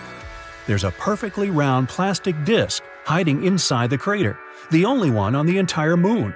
It becomes clear that this huge disco ball was created by something billions of years ago. It's been covered with cosmic dust ever since. IT specialists scan the entire lunar surface with the help of satellites. They find something.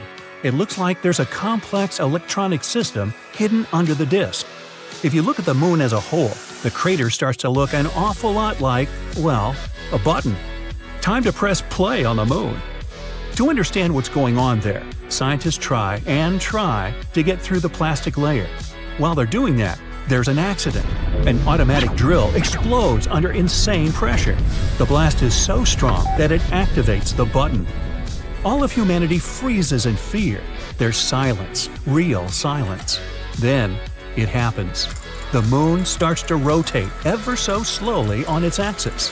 Then, hour after hour, it rotates faster and faster. There's a mad rush to get everyone off the moon. Soon, it'll be spinning too fast to take off from safely. A lot of people fly halfway across the planet, where it's night, to see what's up with the moon. Every TV channel, website, blog, vlog, live stream, everyone's broadcasting the same images. Those of the great disco ball in the sky. The moon begins to spin so fast that all the loose rock and sand on its surface gets scattered in different directions. Some lunar fragments fall on Earth and create an incredible meteor shower. The moon is spinning faster and faster. Now it looks like a real disco ball.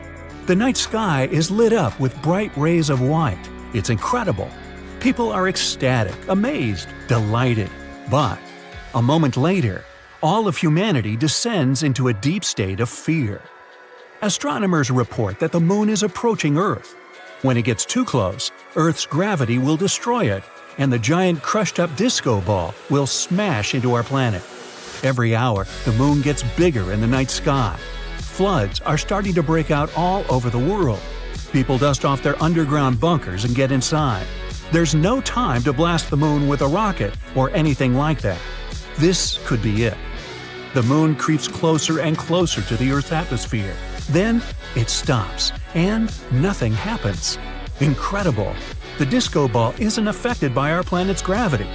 Some sort of ancient technology inside the moon just saved us from disaster. Then, a deafening sound booms out from the night sky. It's coming from the disco ball. The sound wave obliterates all the clouds in the sky. It sounds like a roar, a deafening bass that makes the ground shake. It's intimidating, scary, but then a rhythm starts to come out from the wall of sound. Impossible! There's music coming right out of the moon. Then some plates start to change color. They turn purple, pink, blue, green. It looks wild. The different color rays dance around on the Earth's surface. It gives everyone an insane energy boost. Everyone wants to be outside with friends, neighbors, anyone. One moment you're standing under a green glow, and a second later, everything around you gets lit up in pink. The incredible light show creates an unbelievable desire to dance. DJs around the world team up to record a whole new sound that mixes with the moon's music. They call it MLB, the Moon Light Beat. People all over the world go out into the streets and kick off the biggest party ever. Scientists now think that billions of years ago, our planet was inhabited by huge intelligent beings the size of Mount Everest. They wanted a party and set about creating a huge disco ball. Then these creatures moved on to another planet. Earth was getting kind of cramped, and the disco ball was simply forgotten. Over millions of years, dust and rock obscured it from view. For several months, the moon continues to spin, and DJs keep pumping out music. People start to get a bit tired of the whole thing. They want a bit of silence and a calm, starry sky, not a glittering moon disco ball. Humanity starts experiencing mass insomnia and dizziness. All flights are grounded because the bright colored flashes make it impossible for pilots to see properly. Unfortunately, no one knows how to turn this thing off, and it's impossible to study because the moon's moving around too fast. The problem is solved by itself. The ball stops and returns to its orbit. It's possible that it just ran out of battery. People aren't exactly in a rush to reactivate it, but they leave detailed instructions for their descendants in case they want to throw a global party. You step on the surface of the moon. It's unusual. You definitely feel lighter here, and it's easier to walk. You decide to check out that obsessive idea of yours. Jump on Earth's natural satellite. And even despite your bulky spacesuit, you literally fly up into the air. Woohoo! Anyway, you continue your walk on the surface of the moon when you feel something strange. The ground under your feet is it shaking? It feels as if an earthquake has just started on the moon. But that's simply impossible. Or is it? Surprisingly, your gut feeling hasn't let you down this time. Moonquakes do exist. In fact, there are 4 types of moonquakes that are strong enough to be detected from a large distance. There are deep moonquakes occurring more than 430 miles below the surface. Then there are meteoroid impacts. Thermoquakes occur when the frigid lunar crust expands. It happens when the morning sun illuminates the satellite after a 2-week-long deep freeze lunar night. And there are also shallow moonquakes. They're the only ones that are similar to earthquakes on our planet. Shallow moonquakes happen 12 to 19 miles below the surface, and they're the most powerful and dangerous. Between 1972 and 1977, the Apollo seismic network recorded 28 such moonquakes, and some of them measured more than 5 on the Richter scale. On Earth, such an earthquake is strong enough to crack plaster and move heavy furniture. Plus, shallow moonquakes are very long-lasting in compared to earthquakes. Once they get going, they can continue for up to 10 minutes. As for the average earthquake, it typically continues for 10 to 30 seconds. Scientists are still not sure what causes shallow moonquakes, and even where exactly they occur. One of the theories is that moonquakes happen at the rims of large, relatively young craters that probably slump from time to time. Interestingly, the Moon and Earth aren't the only places where earthquakes occur. No, scientists have recorded quakes, tremors, vibrations, and shakes in other regions of our solar system too. Let's take Mercury, for example. A few years ago, scientists discovered that this planet was shrinking, and that's why it seems to be so tectonically active. Or Venus. This world is a tectonic puzzle for experts. At the moment, Venus has no tectonic plates, and it might have never had them. But its surface has folds and faults and looks as if it could have tectonic plates. On the other hand, these features might have appeared because of other processes, for example, volcanic activity. But even though we haven't observed any Venus quakes, scientists believe they could detect them since their vibration seems to ripple through the thick atmosphere of the planet. Now, Mars. We know for sure that this planet is seismically active. NASA's lander placed a seismometer on the surface of the red planet, and in 2019, it managed to measure its first Mars quake. After that, the lander continued to record quakes, but they were so weak that if they happened on our planet, they'd be completely covered by the background noise of Earth's oceans. But a space body doesn't have to be a full-fledged planet to have active tectonics. Let's take Pluto. This dwarf planet is geologically active at the moment. In 2014, NASA's New Horizons spacecraft was flying through the Pluto system when it recorded complex geological features on this dwarf planet. Scientists concluded that Pluto might have quakes, or should I call them Pluto quakes, when its liquid water ocean freezes and thaws beneath the dwarf planet's icy crust. Jupiter's moons, Europa and Io, as well as Saturn's moons, Titan and Enceladus, are also geologically active despite their small size. Their features range from volcanoes and water plumes to potential subsurface oceans. Now, I bet you don't know these cool facts about earthquakes that occur on our planet. There's one place on Earth where a whopping 90% of all earthquakes occur. It's called the Ring of Fire, and it stretches around the Pacific Ocean from New Zealand all the way to South America. Looks to me more like a horseshoe. Anyway, experts claim that these countless earthquakes are caused by the abundance of volcanoes in that region and the constant movement of the tectonic plates. Around 500,000 earthquakes happen on Earth every year, but many of them occur very, very deep in the Earth's crust, and only special equipment can detect them. We feel around 20% of earthquakes, and only 100 of them can cause damage. The largest recorded earthquake occurred in Chile in May 1960. It was a magnitude 9.5 on the Richter scale. It was truly devastating. During that earthquake, seismographs detected and recorded seismic waves that traveled all over the world. They shook the planet for many days. As for the most powerful earthquake that occurred in the U.S., it was 9.2 and happened in Alaska. By the way, Alaska, along with California, is the most earthquake-prone state in the U.S. and one of the most seismically active regions in the world. A magnitude 7 earthquake occurs there almost every year. A mega-earthquake can actually shorten the length of a day for the entire planet. NASA claims that really large earthquakes can shift our planet's axis and, thus, change the duration of a day. Now, of course, you won't notice it since this change is measured in microseconds, and 1 microsecond is 1/1,000,000th of a second. Scientists think that the 9.1 Sumatra earthquake, which occurred in 2004, shortened the day by 6.8 microseconds. Now, not even the best specialists can predict an earthquake. That's mostly because the mechanisms that trigger earthquakes are extremely deep underground. But these days, people have learned how to figure out a more precise time frame of when an earthquake might occur. Earthquakes can be triggered by volcanic eruptions or, let's say, meteor impacts, but most of them are caused by the movements of our planet's tectonic plates. Earth's surface consists of 15 to 20 constantly moving tectonic plates. Pressure increases when they shift, and this can make the crust of our planet break. San Francisco is moving toward Los Angeles right at this moment. The speed of its movement is about 2 inches per year. That's as fast as your fingernails grow. It's happening because the two sides of the San Andreas Fault, which is the continental fault extending 750 miles through California, are slipping past each other. So, in several million years, Los Angeles and San Francisco will be neighbors.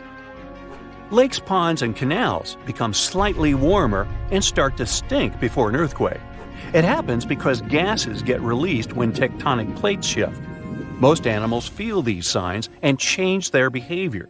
For example, scientists noted toads completely disappearing before an earthquake in Italy in 2009. But as soon as the natural disaster was over, they returned. Even after an earthquake is over, you might still see water sloshing around in your swimming pool. There's no need to worry. This is a phenomenon called a seiche. The water can keep sloshing around for hours after the earthquake is over. For example, the pool at the University of Arizona lost some water from a seiche caused by an earthquake in Mexico that occurred 1,200 miles away. On February 27, 2010, a massive earthquake started in Chile. It measured 8.8 on the Richter scale. As a result, Earth's crust in that region was ripped so dramatically that a city called Concepcion moved 10 feet to the west. Another earthquake resulted in the tallest mountain in the world, Everest, shrinking by 1 inch. It happened in 2015 when a magnitude 7.5 earthquake caused several Himalayan mountains to decrease in size. The Japanese used to believe that earthquakes were caused by namazu, a giant catfish that lives submerged in the mud under the Japanese islands. The fish would thrash about, causing seismic activity. As for the ancient Greeks, they were sure that a powerful sea deity, Poseidon, produced earthquakes by hitting his trident against the earth when he was angry. According to Hindu mythology, 8 elephants hold Earth in place. They are, in turn, balanced on the back of a ginormous turtle, standing on the coils of an even larger snake. And every time any of these animals moves, an earthquake occurs. There are a lot of space objects all around the universe, from stars to planets to satellites, comets, and asteroids. But our closest celestial body is the Moon, which has been subject to much research, theories, and even myths. As our only natural and permanent satellite, the Moon is in the top 10 list of biggest satellites in our solar system. It's located in an outer spiral arm of the Milky Way galaxy. Other planets in our solar system, like Mars or Jupiter, have many other moons. Saturn is the planet that tops this list, with an astonishing 82 moons, of which 53 have names. Shall I go through that list of names? No? Okay, we'll move on. Our moon, with its mean radius of 1,079 miles, isn't the biggest moon in the solar system, but is the largest compared to the size of the planet it orbits. The difference between a satellite, like the moon, and a planet isn't their size, although that might be your first thought. The largest moons in our solar system are really huge. Some of them are even bigger than planets. Jupiter actually has a bunch of these types of satellites, like the icy Ganymede. It's the largest moon in our solar system, larger than Mercury and Pluto. It may even have an underground saltwater ocean that can surpass all the water on Earth's surface. Our moon's diameter is a bit larger than a quarter of that of the Earth. When it comes to mass, though, it's 80 times less than our Earth's. To paint you a better picture, if you think about our planet as being a big hollow balloon, you would need about 50 moons to fill it. But let's look at our moon's size from a bit of a different perspective. How does it compare to the United States? Well, the US measures 2,800 miles wide horizontally, which means the moon is smaller in diameter. It's difficult for us to see it any other way, but what if our satellite was twice as big? Well, first, we would see way more of those solar eclipses. In present conditions, they can happen 2 to 5 times a year, and 5 times is more of an exception. The last time there were 5 solar eclipses in a year was back in 1935. You'll have to wait until 2206 to see the next event like this. I might be around for that. If the sun and the moon look about the same size from down here on Earth, but I guess it won't be a surprise if I tell you the star we're orbiting around is enormous. So if the sun was hollow, how many moons do you think you'd need to fill it up? Wait, no need to Google. You would need 64.3 million Earth moons, or about 1.3 million Earths. Yep, it's that huge. And while we're on the subject of our sun, It has a diameter of 864,000 miles. Its mass? Well, it's no less than 330,000 times bigger than that of the Earth. What is a star, though? I'm not a scientist here, so I'll try to keep it simple. It's a ball of bright, flaming hot matter held together by gravity. The reason why they give off both heat and light is that, well, they are very hot. Experts call the smallest stars red dwarfs because of their size and color. They're also the most frequent types of stars in our galaxy, with some of them being so tiny and dim they are invisible to people on Earth. It's the case of our nearest neighbor star, Proxima Centauri. Our Sun is considered a medium star since it has an average mass, brightness, and life expectancy. There are also giant stars out there. They are rarer but easier to see. That's why you can safely assume that roughly every star you see after the Sun is set is much larger than the Sun. But enough about it. Let's bring it back to the star of today's show, the Moon, our only natural satellite. But is it? That may or may not be the full truth, actually. Back in 1997, a group of scientists stumbled upon an asteroid about 3 miles wide, looking like it was caught in Earth's gravitational grip. It looked like a satellite of our planet. They called it Crunia. It takes this guy about 770 years to make a trip around the Earth. It also seems that it will remain in a suspended state around our planet for at least another 5,000 years. The Moon is also kind of steering away from us. With each year, it essentially holds up some of our planet's rotational energy and uses it to launch itself about 1.5 inches higher in its own orbit. If the data we have available today is correct, back when it was born, our Moon was about 14,000 miles away from us. The distance now is 239,000 miles on average. So, what will happen when it moves away completely? Well, no more songs like Moon River, Fly Me to the Moon, How High the Moon, that's for sure. Then there will simply be no tides in our planet's oceans, and our nights would become darker. The seasons would look a lot different, and so will the lengths of our days. Based on current calculations in the science world, this will take about 50 billion years or so. So there's no need to rush out stocking up on flashlights just yet, unless you just like to hoard stuff. There's also another catch here. Our Sun gets about 10% brighter every billion years. I'll spare you the calculations, but to sum up, it's more likely that long before the Earth will be left without its moon, the Sun will have already swallowed them both. Gee, I don't find that any more comforting. But hey, what makes a planet, well, a planet, and why isn't our Moon considered one? I mean, it's bigger than some other objects in our solar system, which are technically planets. For starters, a planet is a celestial body that does 3 things. It orbits around a star, not something else. It is massive enough to become roundly shaped because of its own gravity. And lastly, it has the power to snatch up any dust or fragments in its orbit as it continues to move around the Sun. So, we've established that the Moon doesn't orbit the Sun, but it doesn't really orbit the Earth either. Both of them orbit a certain point stationed between them called the barycenter. It's about 1,000 miles below the surface of Earth, sure, but still some 3,000 miles from the center of our planet. Since this barycenter lies beneath the surface of Earth, we do not consider the Moon a planet. To be able to do so, the Moon would have to be either about 1/3 larger or 1/3 further away, so that the barycenter would be independent of Earth's surface. The Moon does have some other planet-like characteristics, though, which makes it very special in our solar system. Firstly, it has a crust, a mantle, and a core. It also has quite an active geology, with events like our own earthquakes. You guessed it right, they're called moonquakes up there. Hey, do they have moon pies up there too?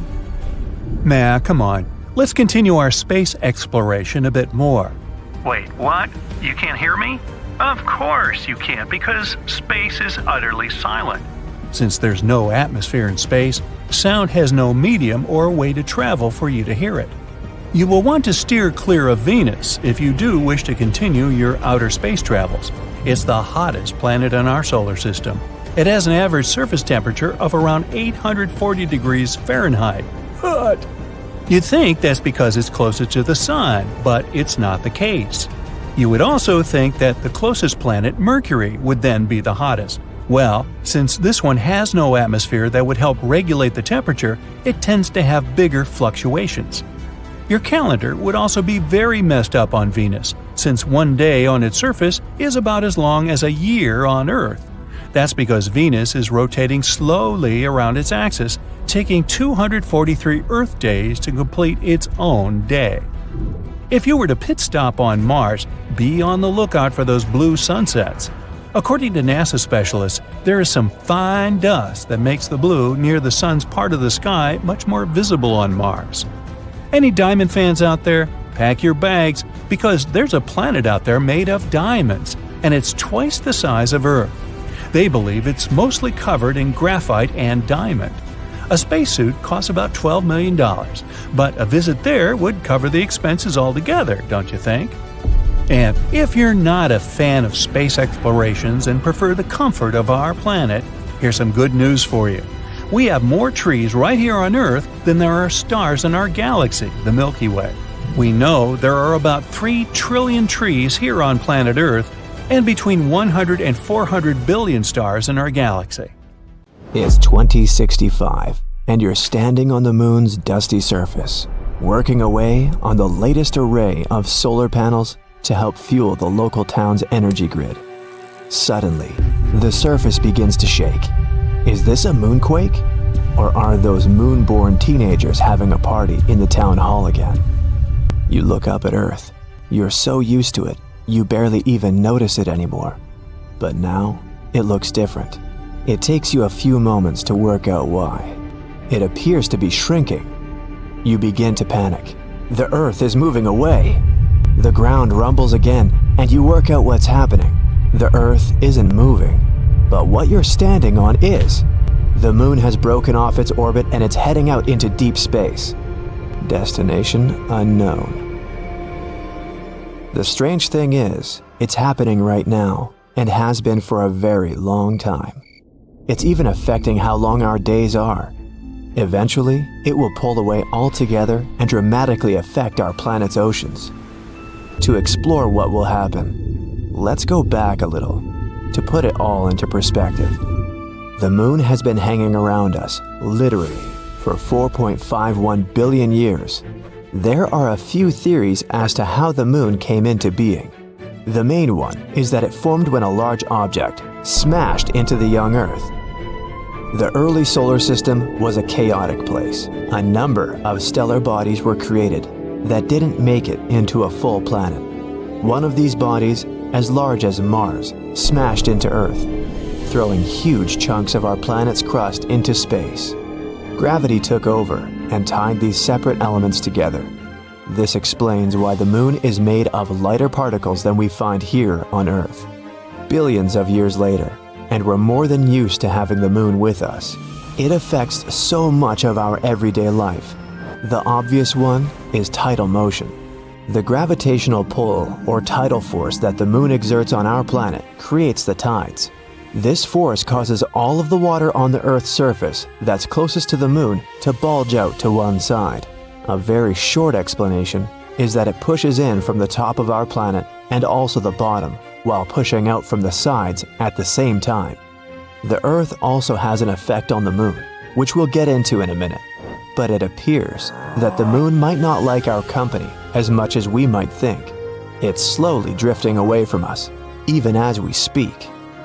The moon can seem small or large depending on the lunar cycle, but in actuality, it's just over a quarter or 27% of the size of Earth.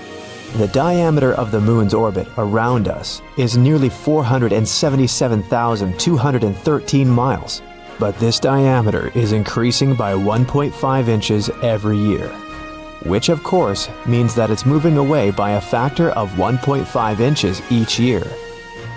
To help explain why we have to analyze our relationship to the moon a bit more closely, both celestial bodies are tidally locked.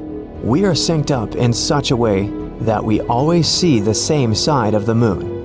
The hemisphere that we never see is often referred to as the dark side, but that's not quite right. As the moon orbits Earth, different parts are in sunlight or darkness at varying times. This change in illumination is the moon going through its various phases. The tidal forces not only affect our oceans, but the body of the Earth too.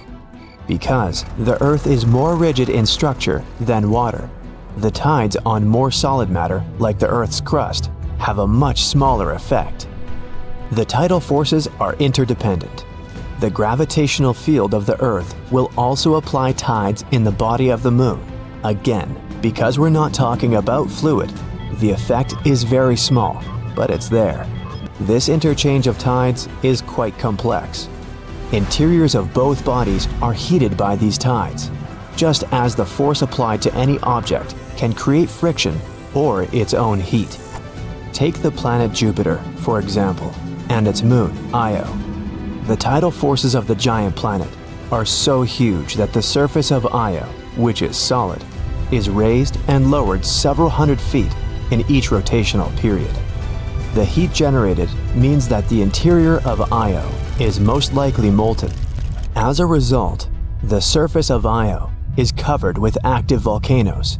It's one of the most geologically chaotic places in our solar system. Despite its heat, it's definitely not the place to take the family for a summer holiday. Back to Earth.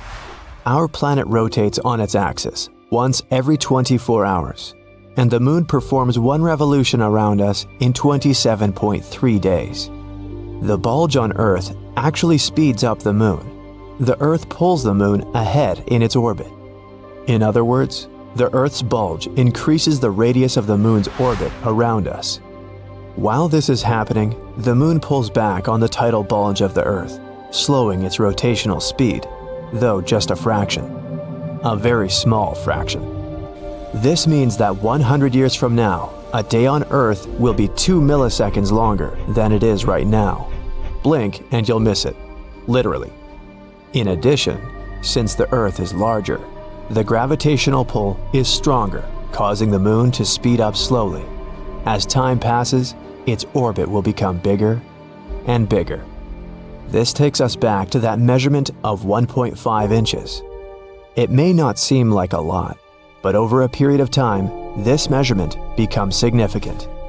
Let's jump forwards billions of years from now, where we see that the moon's orbit is so big that it does leave the pleasure of our company permanently.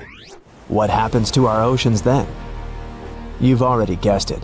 The tides will cease to be. That will make for very calm seas for any boat trips. That's if there are any humans left in, 50 billion years. Before that time, because of the tidal locking slowing down the Earth's rotational speed, it's possible that the Earth will slow down enough to permanently face the moon. In turn, it may prevent the moon from moving away from us. Imagine the effect on our planet if we stop rotating. One half will always be in darkness, the other in light. That'll play havoc on our seasons and the natural life. While it sounds dramatic, and the loss of tides would be a significant phenomenon, there are other more serious things to worry about occurring before then. In a tenth of that time, 5 billion years, our sun will likely consume both the moon and the Earth. Yep, our sun is going to have a galaxy-sized party, the likes of which our solar system has never seen, and everyone's invited. The sun is continually burning the hydrogen in its core into helium. Right now, it's approximately halfway through its life cycle. Towards the end, it will run out of hydrogen in its core. The sun will ultimately become a red giant. Its surface is predicted to reach Mars. That's when gravitational forces will take over. The Earth will be dragged into this new sun and disintegrate. The sun gets 10% brighter every billion years. So long before the planet is totally destroyed, the heat will have melted any ice and fried almost everything living. All of our oceans will have dried up too. So, while the planet has a 5 billion year life cycle yet, everything living on it may only have a billion. To recap, the moon may move from the Earth, but the sun will have wiped out both long before the tides are halted. let's steer away from that hot object and return to that sibling-like relationship of the Moon and Earth. The fact that the Moon has the same rotational period as the orbital period of both the Earth and the Moon is no coincidence. Over billions of years, the tidal coupling of the two has led to the synchronization we know today, and yet it's still evolving. The Earth is slowing its rotational period. Eventually, it will match that of the Moon, and they will be exact. And as I mentioned before, the days on Earth will become longer as well, by 2 milliseconds every century. To have a significant impact, it will take many thousands of years. However, it's nice to think that both the Earth and the Moon affect each other in many powerful and beneficial ways.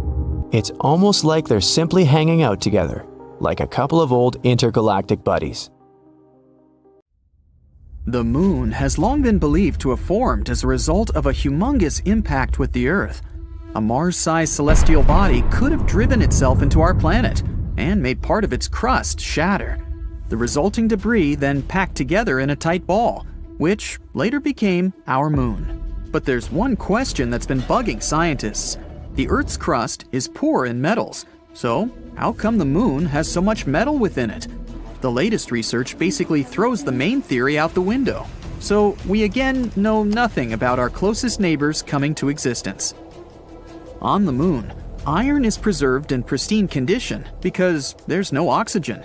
It simply can't rust there. But a couple of years ago, scientists made an unexpected discovery.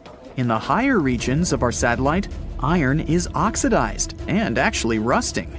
At first, this finding perplexed astronomers to no end.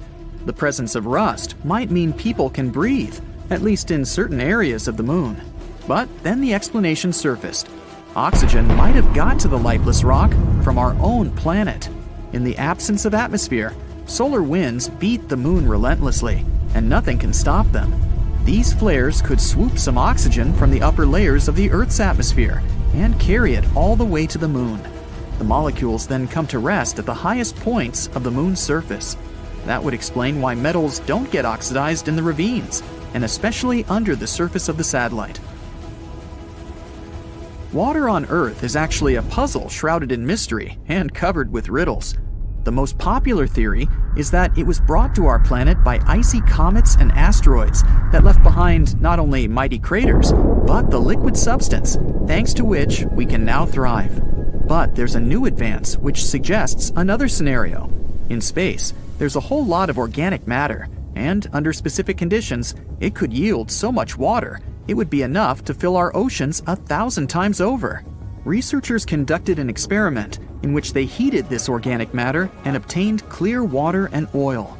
If this is confirmed in future studies, it could mean that even oil appeared on Earth, not only thanks to fossilized remains of living beings, but came from outer space as well. The climate changes we're witnessing are most probably part of a natural cycle. Researchers from the University of California's Santa Cruz have devised a pattern in our planet's climate variations, and they look like extremely long seasons. Sometimes, these states could last for millions of years, and they're all related to how the Earth is positioned relative to the Sun. The seasons were dubbed ice house, cool house, warm house, and hot house, according to the prevalent temperatures. For the past 3 million years, for example, our planet has been in the state of ice house, since the last ice age was not so long ago. But humanity's actions, adding to the greenhouse effect, have pushed the climate state to warm house much faster than it would have come without us. When it finally comes, the overall temperature on Earth will rise to tropical values, something that the planet hasn't seen in over 50 million years. What a time to be alive! Back to the Moon now. You can see it at different places, in different sizes, and even in different colors every night. The size and location are pretty easy to explain. As the Earth rotates around its axis and revolves around the Sun, we see the Moon traveling around the night sky and getting either closer to or farther from our planet. What makes it bright yellow tonight and ominously dark red tomorrow is a more complex thing. The natural color of the Moon, as seen from outside the Earth's atmosphere, is brownish gray. From the surface of our planet, though, it may vary a lot. When seen right above our heads, it usually looks bright and almost white because its reflected light passes through a relatively thin layer of the atmosphere. Almost nothing blocks and refracts the shine, so it's very clear. The moon can appear yellow, orange, or even red when it's seen just above the horizon. The effect is similar to what happens at sunrise or sunset, when the sun appears to be red. The light goes a much longer way to reach your eyes from that location, and much of the blue part of its spectrum gets lost. This turns the color of the light into a much warmer variety. Our natural satellite can also appear blue, and the reason for that is the presence of fine particles in the air. They refract the light anyway, so the moon is actually never the way it looks outside the atmosphere. But when they're larger than usual, they turn its color bluish. Finally, there's an extremely rare occasion where the moon can look purple. Nobody actually knows for sure why this happens, but astronomers believe it must be a combination of the atmosphere, dust particles, and maybe something else. There's no clear explanation. Moonquakes aren't something from science fiction. They don't occur as often as on our planet, and when they do, it happens closer to the center of the satellite. Scientists think moonquakes might be caused by the gravity of Earth and the Sun. There are Mars quakes too. For a long time, the red planet had been considered tectonically inactive, but more recent observations have shown it still has weak quakes from time to time. You probably wouldn't even be able to feel them if you stood on Mars's surface, but it means some geological processes are still going on underneath the red and dusty landscape. There's no dark side to the moon. Our satellite is tidally locked with Earth, meaning it's always turned to us with one side, while the other always looks away. The sun is much farther from us than the moon, and we're both turning round and round, warming and lighting this side and that in turn. It means that once in every short while, the moon is lit by the sun from either side. It's just that we can't see it from where we are. Each year, the moon is moving away from Earth because of the interaction between the moon's gravitational force and our oceans. It moves around 1.5 inches away each year, which means in 600 million years, it will be 14,600 miles further from Earth than it is now. The number isn't accidental. That's the time when total solar eclipses will stop happening. There is water on the moon. Not puddles or lakes, but grains of water ice exist in permanently shadowed parts near the moon's poles. Scientists think water got on the moon a long time ago, during a period when both the moon and Earth were constantly struck by asteroids and comets. Those contain water ice. This process may have even helped us get our own lakes and oceans, not just the moon's icy water. Newer research says the moon's interior already had water, and it went to the surface during volcanic activity. The same might have happened on our planet too. For those of you who think the Earth only has one moon, there are two more asteroids locked into co-orbital orbits with our planet. The first one doesn't really circle around the Earth, but has some sort of a synchronized orbit with the planet. That's why it looks like it's following the Earth in a stable orbit, while in reality, it has its own specific path around the Sun. The other one follows a horseshoe orbit around our planet. Its specific path brings this asteroid closer to us every 95 years. The moon has its own time zone called Lunar Standard Time. Time is different on the moon, so a year there is divided into 12 days, considering each is as long as our month. Days got names after astronauts who walked on the moon. The moon calendar starts the moment Neil Armstrong stepped onto the moon in 1969. The crust of the moon is not equally thick in all its parts. The average thickness is about 31 miles, but there are much thinner and much thicker areas. This is sometimes due to craters found all across its surface, and there are also big hollow tubes underneath. A lunar orbiter found one such tube several years ago, and it's pretty enormous. Although the tube's shape is irregular, it could swallow an entire football field. Scientists are still unsure what they could find in its depths. It could be a tunnel system, or some geological wonder in there. The most popular explanation of this thing is that it's a lava tube, the likes of which can be found on Earth too. When a lava flow cools, it gets a hard crust, which later thickens and creates a roof over that same lava. It continues to flow, But when it stops, the channel can drain, which results in an empty tube.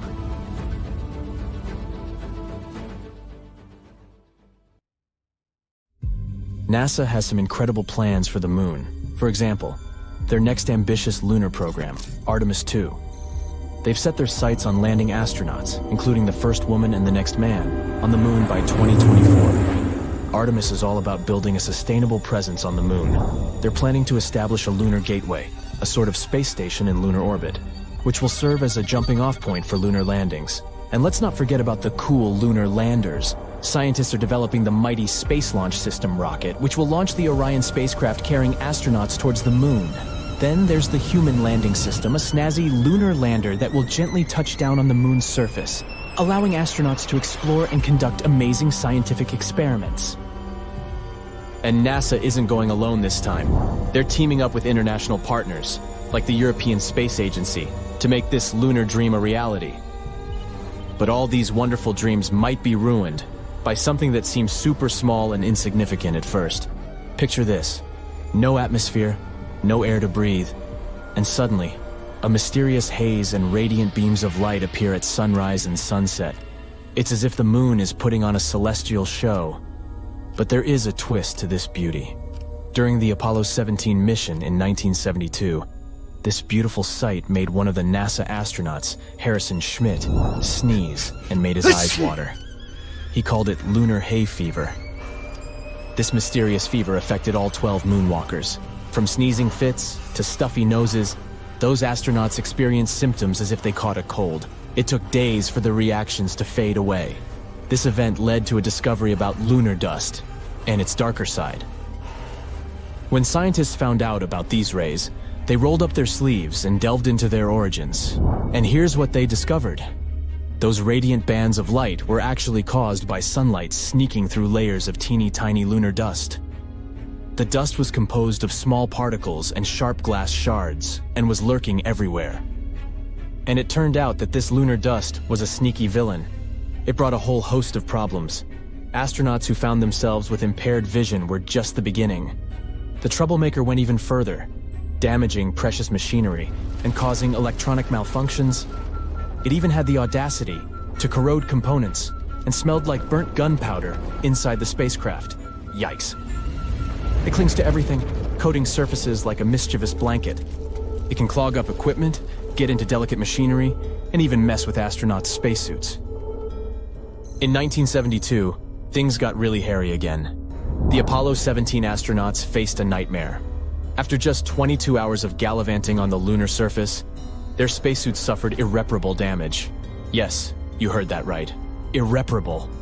The dust diminished astronauts' mobility, making it harder for them to move around and perform their moonwalks with grace. And no matter how hard they tried to clean it off, it clung on for dear life, leaving the spacesuits in a sorry state. So, as you can see, it poses some serious challenges for future moon missions. But our intrepid scientists aren't giving up. To solve this problem, they have to understand how lunar dust forms and why it's so darn clingy. They found out that it all begins with meteorite impacts. When these space rocks crash into the moon, they generate a fine dust that fills the air. Sometimes these impacts even cause minerals to melt, forming sharp glass shards that mix with the dust. Talk about a moon makeover. The dust is also filled with silicate, a material commonly found on volcanic planets. Silicate inhalation can cause serious lung problems for Earth's miners, so you can imagine the trouble it can cause on the moon. A recent study found that even a scoop of replica moon dust was toxic enough to destroy up to 90% of lung and brain cells exposed to it. But it gets worse. The low gravity on the moon allows those tiny particles to float around for much longer, penetrating deeper into the lungs. Imagine breathing particles 50 times smaller than a human hair for months. That's a recipe for trouble. And you see, on the moon's surface, things are a bit different than here. There are no rainstorms or strong gusts of wind to blow this dust away. There is also no atmosphere to protect the surface. So without the natural forces of wind and water erosion like we have on Earth, these dry particles stick around persistently. And to make matters more electrifying, the moon is constantly showered by radiation from the sun.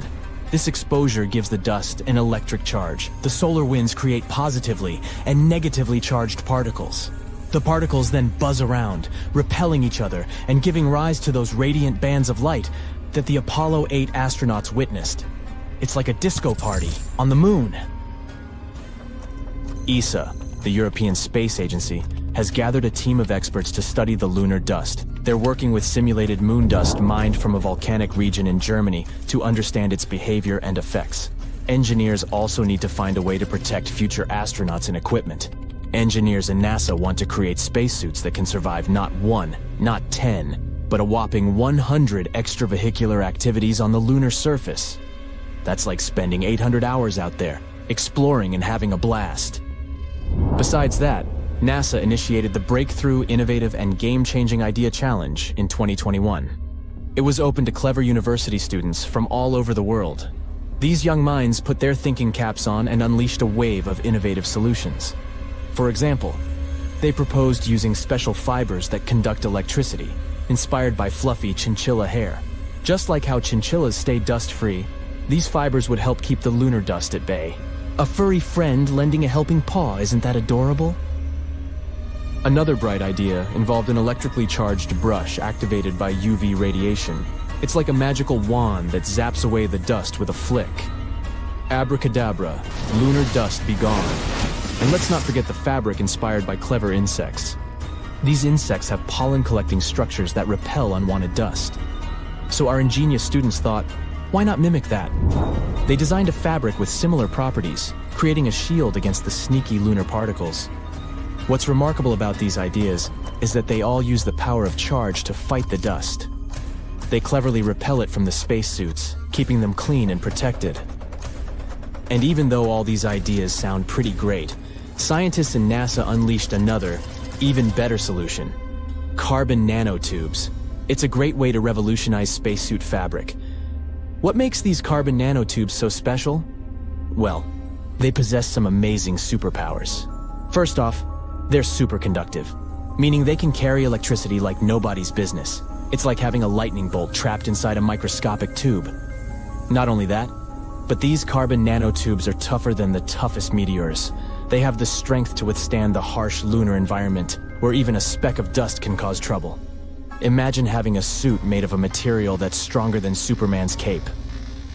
So, NASA's scientists decided to weave these extraordinary carbon nanotubes into the spacesuit fabric. The electrodes were carefully integrated into the outer layer of the fabric, making it a force to be reckoned with. But how do they banish the lunar dust? Well, here comes electrifying science again. When activated by a special alternating current, the electrodes create powerful electric fields. These fields work like magnets, repelling both charged and uncharged dust particles away from the spacesuit. Picture this like a dance party, where the dust particles are the uninvited guests, and the electric fields are the bouncers, swiftly escorting them out. Thanks to this technology, lunar dust doesn't stand a chance against our astronauts. Also on the bright side, the lunar soil can be used to make bricks for shelters. It can also help extract oxygen for astronauts to survive on the moon for long periods of time. When life gives you lemons, make a lemonade, right? So, let's cheer on our NASA Dream Team as they embark on this epic lunar quest. Let's hope that they succeed in their findings, and the next moon mission won't be a big problem. Stay tuned. Now, you wake up one morning and watch the news while having your morning coffee. They did it again! Those scientists! The news anchor yells on the TV. A report was released a few days ago that the moon is moving further away from Earth's orbit. Its distance extends 2 inches per year. Over the past 2,000 years, it's drifted a total of 260 feet. This isn't too daunting of a distance, but the news has still made people panicked and concerned. They rally together around the planet, uniting to try and stop the moon from escaping Earth's orbit, even though it won't actually leave the orbit for over 1 billion years. But everyone was focused on the past benefits of the moon. It's obvious life on Earth as we know it wouldn't have evolved without its existence. The moon is controlling the tides and the molecules in the atmosphere. Without it, humans, in particular, wouldn't have evolved. So, with an appreciation of the moon, the top brass ordered the best scientists to come up with a solution to push the moon closer towards the Earth. A giant thruster engine was built on the dark side of the moon. It was ignited, and the thrusts tried to push forward, but the startup power wasn't strong enough to push the moon. Instead, it tilted the moon's axis, rotating it slowly. As the moon rotated, the scientists hurried to turn it off before the engine reached its full power, as it was headed off course. The brass didn't accept this and ordered them to continue with the objective. The scientists insisted the math wasn't correct and didn't know exactly what may occur. Their concerns were ignored, and they watched as the engine's power increased. The engine slowly pushed the moon, the distance reducing. But as it was provided at the wrong moment, the angle it was aimed at would provide complications. The thrust and gravity from the Earth ensured the moon followed the orbit at a reduced distance. But with the combination of the initial thrust on an indirect angle, the moon was directed away from the Earth, quickly moving further off its trajectory on a path to leave the orbit altogether. As you finish your breakfast and turn the TV off, you go outside to look at the moon. It sits high above, seemingly fine. Surely, the news anchor was just exaggerating. You go to work. The issues of the moon are now just an afterthought. Even if it was true, how could it possibly affect your day? The morning feels normal, just another day at the office, as it turns out. During your lunch break, you head into town and notice on your way that the wind is picking up, getting stronger and colder. It must be a storm approaching. You quickly check on the moon. It appears smaller, about half the size of what it was this morning. But it's midday, so it's supposed to be that size, isn't it? After you finish your meal at the restaurant, you leave to find it's becoming darker. The wind is much stronger than earlier, but there are no storm clouds in the sky. People in the streets are pointing towards the sky, shocked at something, probably an eclipse. As people begin running in the streets frantically, you look above and can't see the moon. Confused by everything, you decide to head home for the day. When you arrive home, you turn on the TV. The news anchor, who is now more serious than earlier, explains that the moon has left the Earth's orbit altogether and is flying off somewhere into space. The loss of the moon means the daily cycle has changed. Now, there are only 6 to 12 hours of sunlight a day and over 1,000 days per year. I only have to work half as much, you say excitedly, pumping your arms in the air. The lack of the moon creates a completely different world. The pull of the moon's gravity is what keeps the Earth in a place at 23.5 degrees angle, ensuring the weather patterns and normal days that we're accustomed to. Baffled by all the scientific information, you go outside to just confirm you aren't being pranked. The shorter working week seems too good to be true. As you look out into the sky, you notice the stars are brighter than you have ever seen. You can clearly see the outline of the Milky Way's arms. The stars are far more numerous than you remember, with Venus glowing far brighter than them all. It's a beautiful sight, but you're not sure whether a clearer night sky was worth the moon's removal. You have never been interested in astronomy. You decide to go to bed. It's a good idea to adjust to the new night and day cycle. You set your alarm for 2 hours. That should be enough, you say to yourself happily. Tomorrow is Saturday, after all. You need to get up early to go surfing. Gotta catch those high tide waves. You wake up, get your things together, and drive to the beach. The news on the radio explains some issues about how the Earth is now more defenseless to asteroids without the moon. Then they talk about some issues with the tides. Something about how the tide is now 1/3 the size it used to be before. You're unsure how this could affect the waves. Maybe it means they will be larger. You park at the beach, grab your board, and look towards where the surf should be. It should be high tide, but the sea is somehow a lot further away than normal. You shrug off the hurdle of having to walk towards the water. After a long, enthusiastic walk toward the gnarly waves, your mood changes as you approach, staring blankly at the tiny waves. Upset, you head home. While driving, you listen to the news and pay more attention to the information provided. In place of structured seasons, there are only erratic weather patterns. Winds are faster and stronger, creating more powerful storms, and in some places, there are just stagnant conditions. The equator is no longer always warm. The poles aren't constantly cold. The depths of water shrink. Tides only adjust to the sun's gravity, reduced to a third of the pre-moon depths. Throughout the world, the seas change in altitude, shrinking at the poles, and the bulge of water around the equator shifts.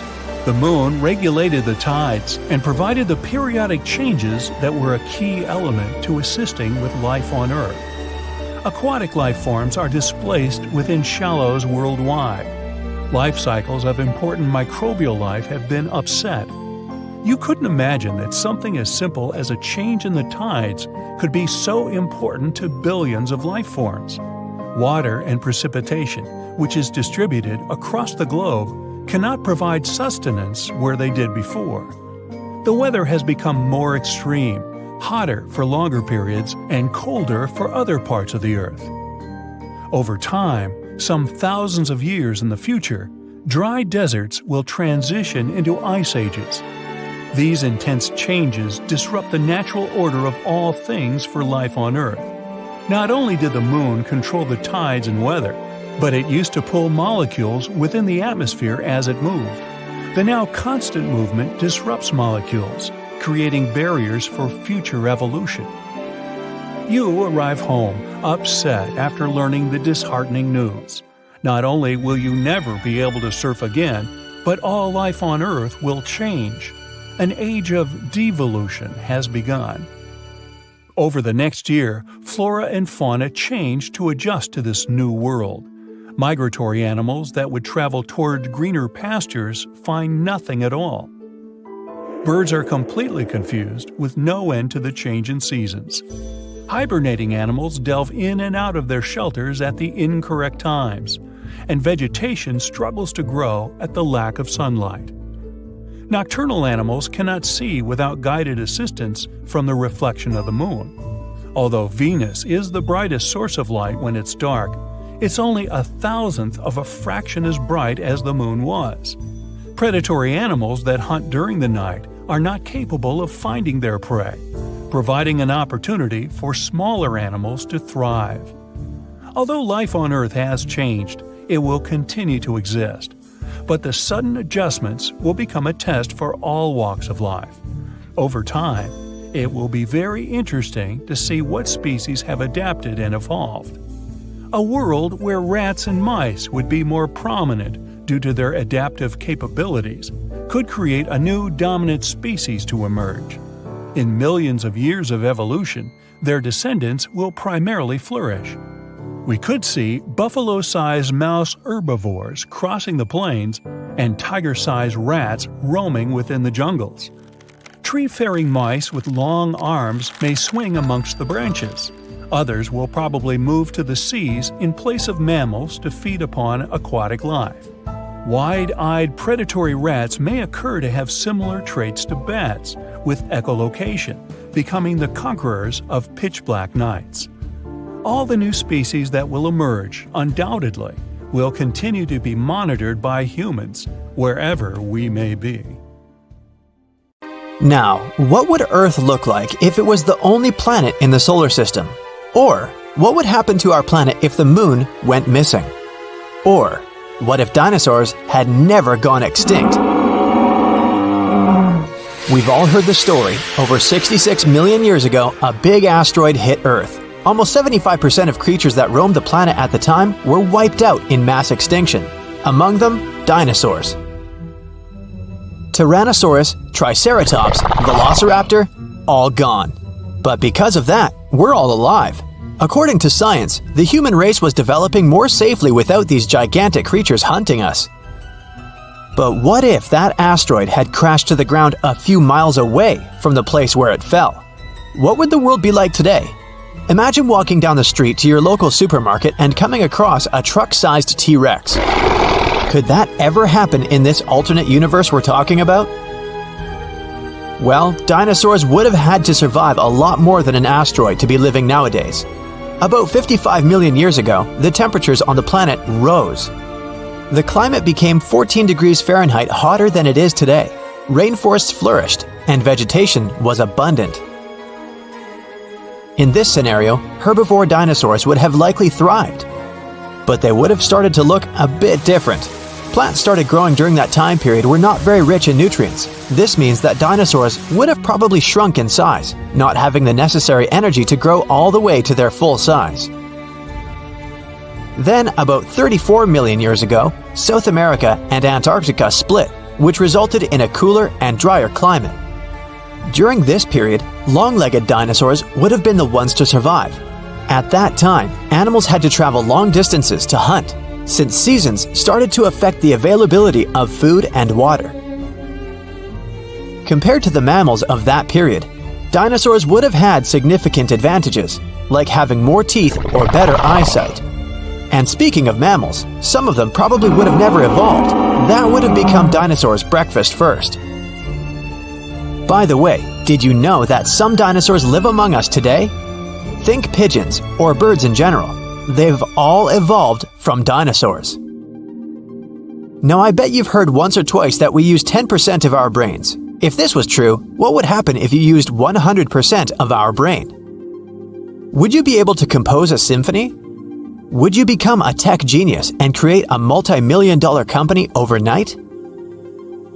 Let's start with the facts. We don't only use 10% of our brain. This notion became highly popularized by movies, but it's not very accurate. The truth is, the largest portion of your brain is active at all times. But not all parts are working simultaneously. The exact percentage varies from person to person. Now, neurologists say you wouldn't be using 100% of your brain's capacity at once. Your body simply wouldn't have enough energy for that, which means you'd be hungry all the time. Imagine the number of calories you'd need to consume for that to work. You would also be limited by your body's basic needs: breathing, digesting food, and circulating blood. So if you did use all of the capacity of your brain, you'd be tired all the time. It'd be worse than running a marathon without any preparation. The brain would need all the blood you'd have, which would mean less oxygen for your lungs. Different organs would begin to shut down one by one. In a nutshell, it'd be terrible for your health. By the way, some researchers have estimated that more than 60% of the brain is composed of something that is called neural dark matter. In other words, this dark matter consists of neurons that have no apparent purpose or simply don't respond to common stimuli. Marathons are some of the greatest feats of strength and endurance in the world, but what would happen to your body if you decided to run a marathon without any training? The statistics are overwhelming. Nearly 50% of participants drop out of the race before crossing the finish line. A regular marathon is 26 miles long, and if you're not used to physical activity, it's a great challenge. You'd probably be able to run the first mile without any serious problems, but breathing loudly and heavily through your mouth. By the third mile, your body temperature would skyrocket, and you'd feel as if you have a mild fever. You'd most likely give up here, but if you decided to keep going, you'd have to trick your mind and body into running another 23 miles. By the 20th mile, you'd hit what is known as the wall. Your body would have burned all your reserves of glucose, and you'd get extremely tired. Even experienced runners often go through this stage. By the end of the marathon, you'd be promising yourself to never do this again. You'd leave the race with at least a few cramps and many food cravings. Now picture this. It's a clear, beautiful night. There are no clouds, and you can see two of the brightest planets in Earth's sky blinking up there. Those are Mars and Venus. Now, have you ever imagined what would happen if Earth was the only planet in the solar system? If the other planets never existed, things would be really different for our Earth. The planets in the solar system work together, keeping one another in certain place with their gravitational pull. Now, if Mercury or Venus ceased to exist, Earth would drift closer to the Sun. Our atmospheric temperature would become similar to that on the surface of Mercury, 800 degrees Fahrenheit. This would make life on Earth impossible. But if Jupiter or Saturn disappeared, Earth would most likely drift further away from the Sun. and its temperature would drop to below -200 degrees Fahrenheit. If life managed to survive in such circumstances, it would probably be aquatic. The position of Earth in the solar system not only affects all kinds of life forms, but it also dictates seasons, the length of days, and how long one year lasts. Now, when we say no other planets, we mean no moons either. So, what would happen if one fine day the moon just disappeared? That would have catastrophic consequences. The moon has the largest influence on Earth's tides. In a moonless universe, tides would shrink by about 75%. This would greatly affect crabs, mussels, and sea snails that live in tidal zones. This would consequently disrupt the diet of larger animals. Eventually, it would affect entire coastal ecosystems. Earth's weather would change. Tides and tidal currents help mix cold Arctic water with warmer water from the tropics, stabilizing the climate worldwide. Weather forecasting would become almost impossible, and the average difference between the hottest and coldest places on Earth would become extreme. The absence of the moon would also influence Earth's tilt. Right now, Earth tilts on its axis at 23.5 degrees, mostly due to the moon's gravity. With no moon around, Earth's axis would wobble between 10 to 45 degrees. Scientists believe that even a slight difference in Earth's tilt can cause huge changes, such as an ice age. Other than this, a moonless sky would upend the lives of many nocturnal animals. Moths have evolved to navigate using the light of the moon and stars. Newborn baby turtles use the moon's light to find their way to the ocean. Different animals rely on both darkness and a small amount of moonlight to hunt effectively. Now, how about we travel far back in time and imagine what would happen if you lived in ancient Egypt? This civilization lasted for over 3,000 years. Ancient Egyptians were responsible for building some of the world's most recognizable symbols, the Great Pyramids at Giza.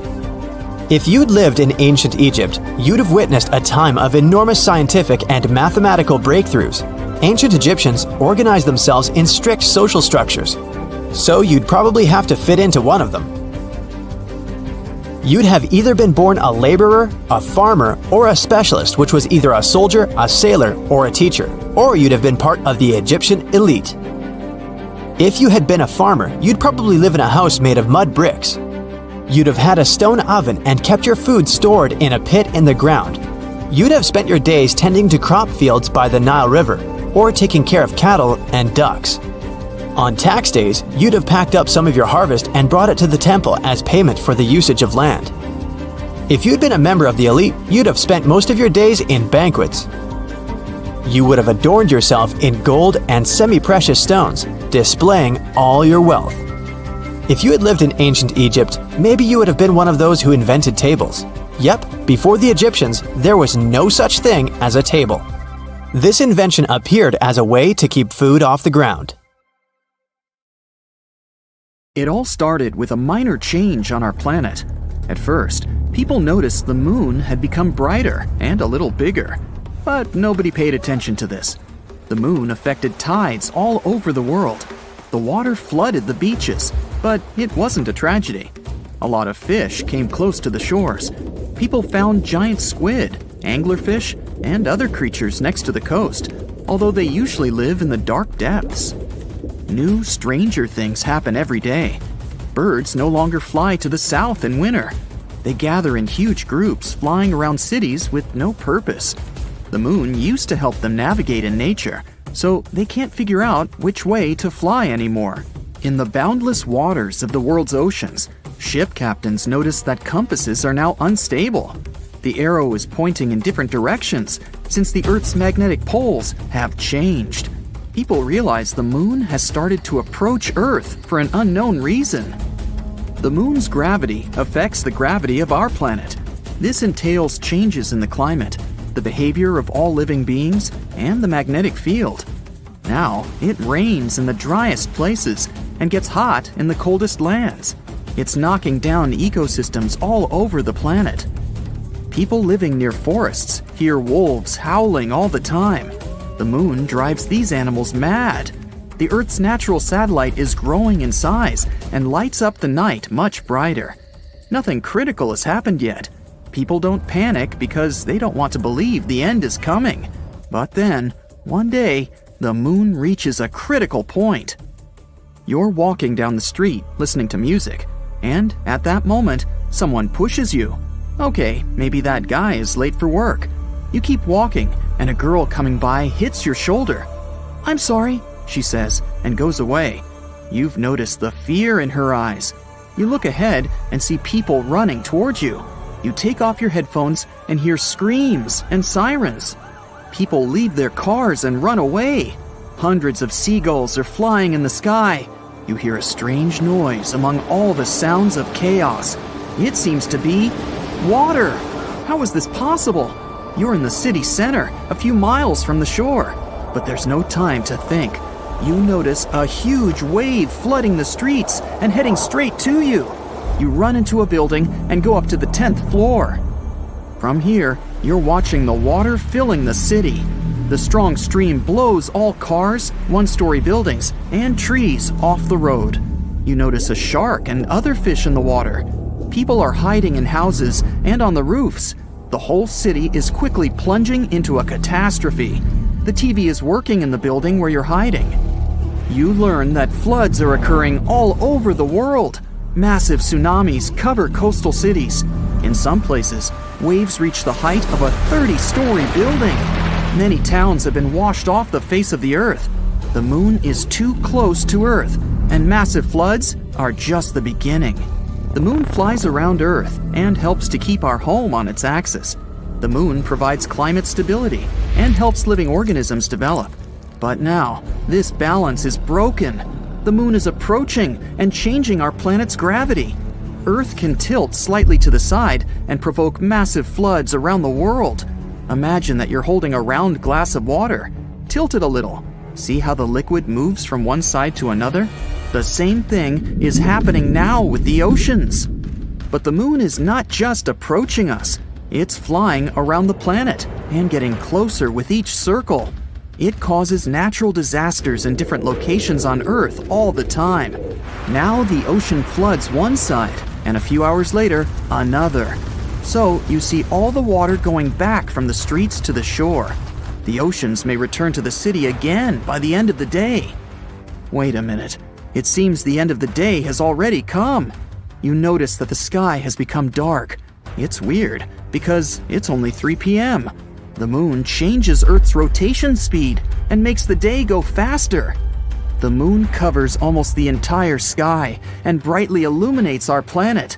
You see huge lunar craters. It's so close that you can still see it even when the sun shines. In some places, the passing moon obscures the sun.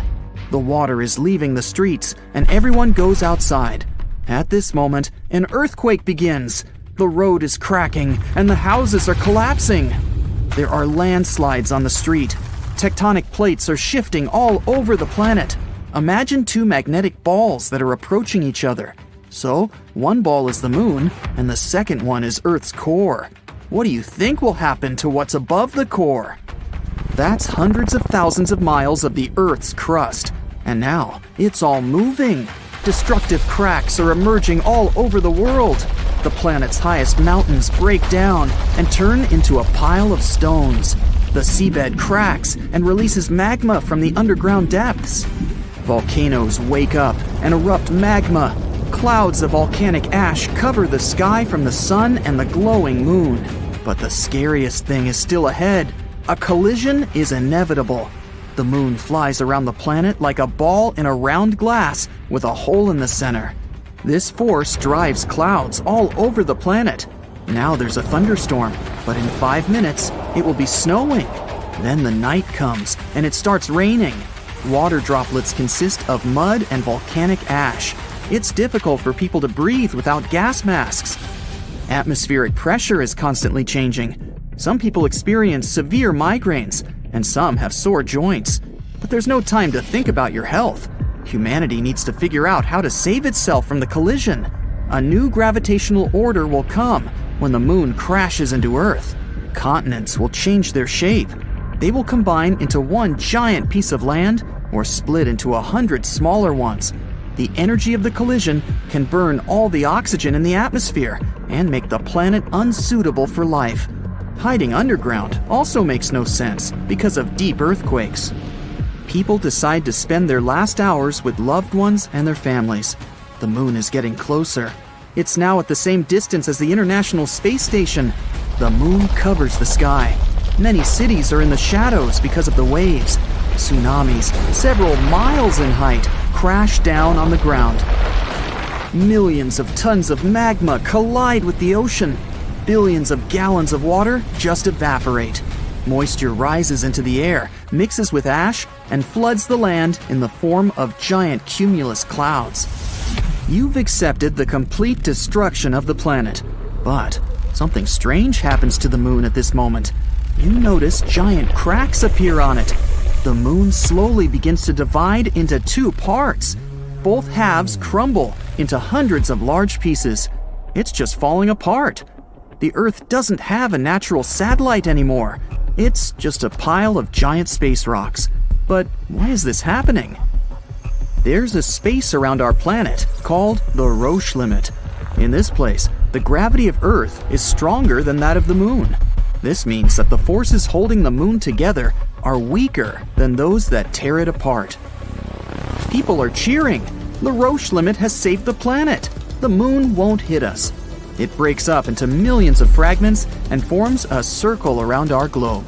Now, Earth looks like Saturn. A belt of moonstones surrounds us. Huge chunks destroy everything in their path, all the space debris. The satellites are no longer working. Humanity loses its means of communication and navigation. People will have to use paper maps again. The moon held our planet's orbit at a certain angle before these events. Now the axis is tilted differently. One hemisphere becomes closer to the sun, and the other plunges into shadow. The North Pole and the Arctic may turn into hot deserts, and the equator of the planet may be covered with ice. Winter and summer can last for years. The moon's remnants fly around Earth, but some of them fall on our planet. Lunar meteor showers destroy cities and create giant craters. All these events lead to the massive destruction of life on Earth.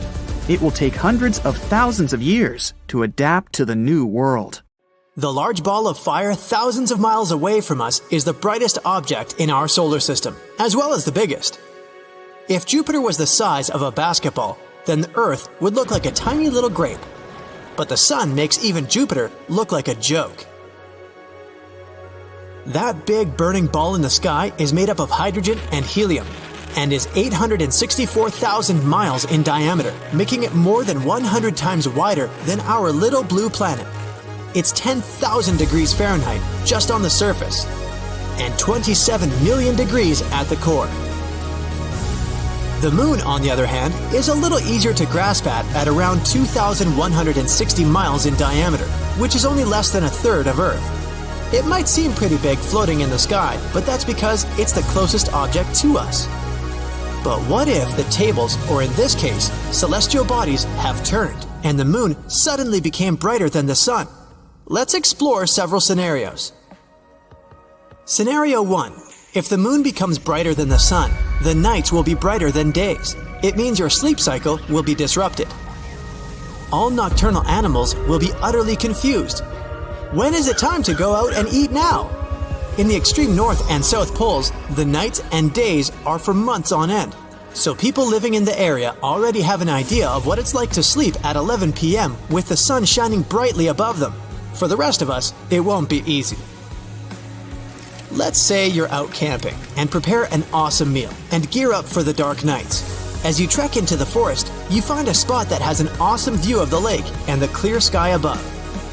It's 7 p.m. and you start a fire for some s'mores and get the telescope ready. The only problem is that when the sun begins to set, the moon lights up the sky even brighter. It's surprisingly not as hot as you'd imagine, since it's not direct sunlight, but regardless, it's still pretty hot. Scenario 2. Temperatures will surely rise either way. That means snow will melt away faster than you can go, What's going on? The snow on the mountains will be the first to melt, followed by the polar caps. With so much heat, the sea levels will rise and take small remote islands scattered across the ocean underwater. Coastal towns will go down and everyone will live closer inward. This will likely cause a chain reaction in the world economy. There will be no more winters, which means no more winter activities like skiing, snowboarding, or snow fights. Animals and plants all around the world will be affected. The world will turn into a large desert. Water will get scarce over the years, but people will find a way to preserve it. Scenario 3. You're sitting behind your desk, bored. You're losing business. People aren't buying as many sunglasses as you thought. But when the moon suddenly becomes brighter than the sun, and everyone needs to wear those glasses 24/7 when heading outside, you can't keep up with the demand for sunglasses, so you hire more people and grow your business. You eventually become the best sunglasses business in the country. They don't recommend looking up at the sky at any point of the day or night. Cities are covered with large visors to reduce the brightness every day. Sunglasses will come in different sizes and shapes for different times of the day. Some will be like goggles strapped around your head, while others will be like large helmets. Scenario 4. The moon's atmosphere is so thin that it can't contain anything in it. Just like over deserts on Earth, there are no clouds to bring some rain, which is why it's always hot or cold. Yeah, the biggest desert in the world is the whole continent of Antarctica, which is a cold, barren desert, contrary to what people think of the Sahara Desert. So if you still want to land on the moon, you better think twice now. People who are working at the International Space Station will have to find a new office. The moon will be too bright to bear, considering how close they are. If the moon is just brighter than the sun without the heat part, then the space station will only require adjustments to keep the light out. The reason why we see the moon in various shapes is because of its position in relation to the sun. The moon doesn't rotate, unlike Earth. It's kinda glued to us and is always showing the same side. So, depending on the moon's position during the month, we'll have a super bright night during the full moon, and relatively shiny nights during the rest of the month. Scenario 5. If the moon became brighter than the sun, it would produce more heat than the sun and probably become larger. Gravity on Earth would change significantly because of the moon's new size. The whole orbit structure would change and affect the celestial objects floating in space. Planets would soon begin to orbit around the moon. Earth might move further away from the sun. If that happened, then everything would have to readjust to the radical changes in gravity. Weak gravity means buildings wouldn't have a solid foundation to sit on and would eventually collapse. Bridges and large monuments would also fail to hold up. People wouldn't be able to walk properly and would do it in a funny way. Scenario 6. In many of these scenarios, I mentioned how the moon would be brighter than the object emitting light, but in this case, the sun would have to come from the moon reflecting from the sun, which means that the sun would have to be twice as bright as it is now. If the sun got 100 times bigger, it would shoot out more rays, which can be damaging and throw off a lot of radiation, harmful to every living thing on Earth. The gravitational pull of the sun might attract more planets to orbit around it and cause other objects in space to join the orbit. The planets would be partying in our galaxy club, and we might be thrown off our orbit course. Of course, this would pose a bigger risk to everything on Earth as things would get hotter and drier than before. Scenario 7. If we're talking about the moon getting brighter, we can also assume it would get closer to Earth than it is now. The brightness won't be the problem here, as gravity will cause major changes on Earth. But every day, 24/7 will be high tide. It will be so extreme that there will be constant floods in every coastal town. All islands will be submerged, which will increase the population of inland cities. Marine life will be having the time of its life when water overtakes the land. Boats will have to be re-engineered for new conditions as well as submarines. Air travel will be the priority, but large cruise ships will look futuristic and have an extra build to sustain the harsh waves. Nighttime will be pretty bright on regular days. It will raise the global temperature, which will melt down the snow, causing the sea levels to increase even more. Comets and other celestial objects will be drawn to a closer gravitational pull, so we will always have to look up whenever we go outside. But no worries, the moon is still up there as it is for a very long time. The Earth and the Moon's relationship is complicated. Luckily, we only have one natural satellite. Other planets in our solar system have multiple moons revolving around them. Some are so huge that they're the size of Earth. Imagine several of those affecting our home, but that's a topic for a completely different story.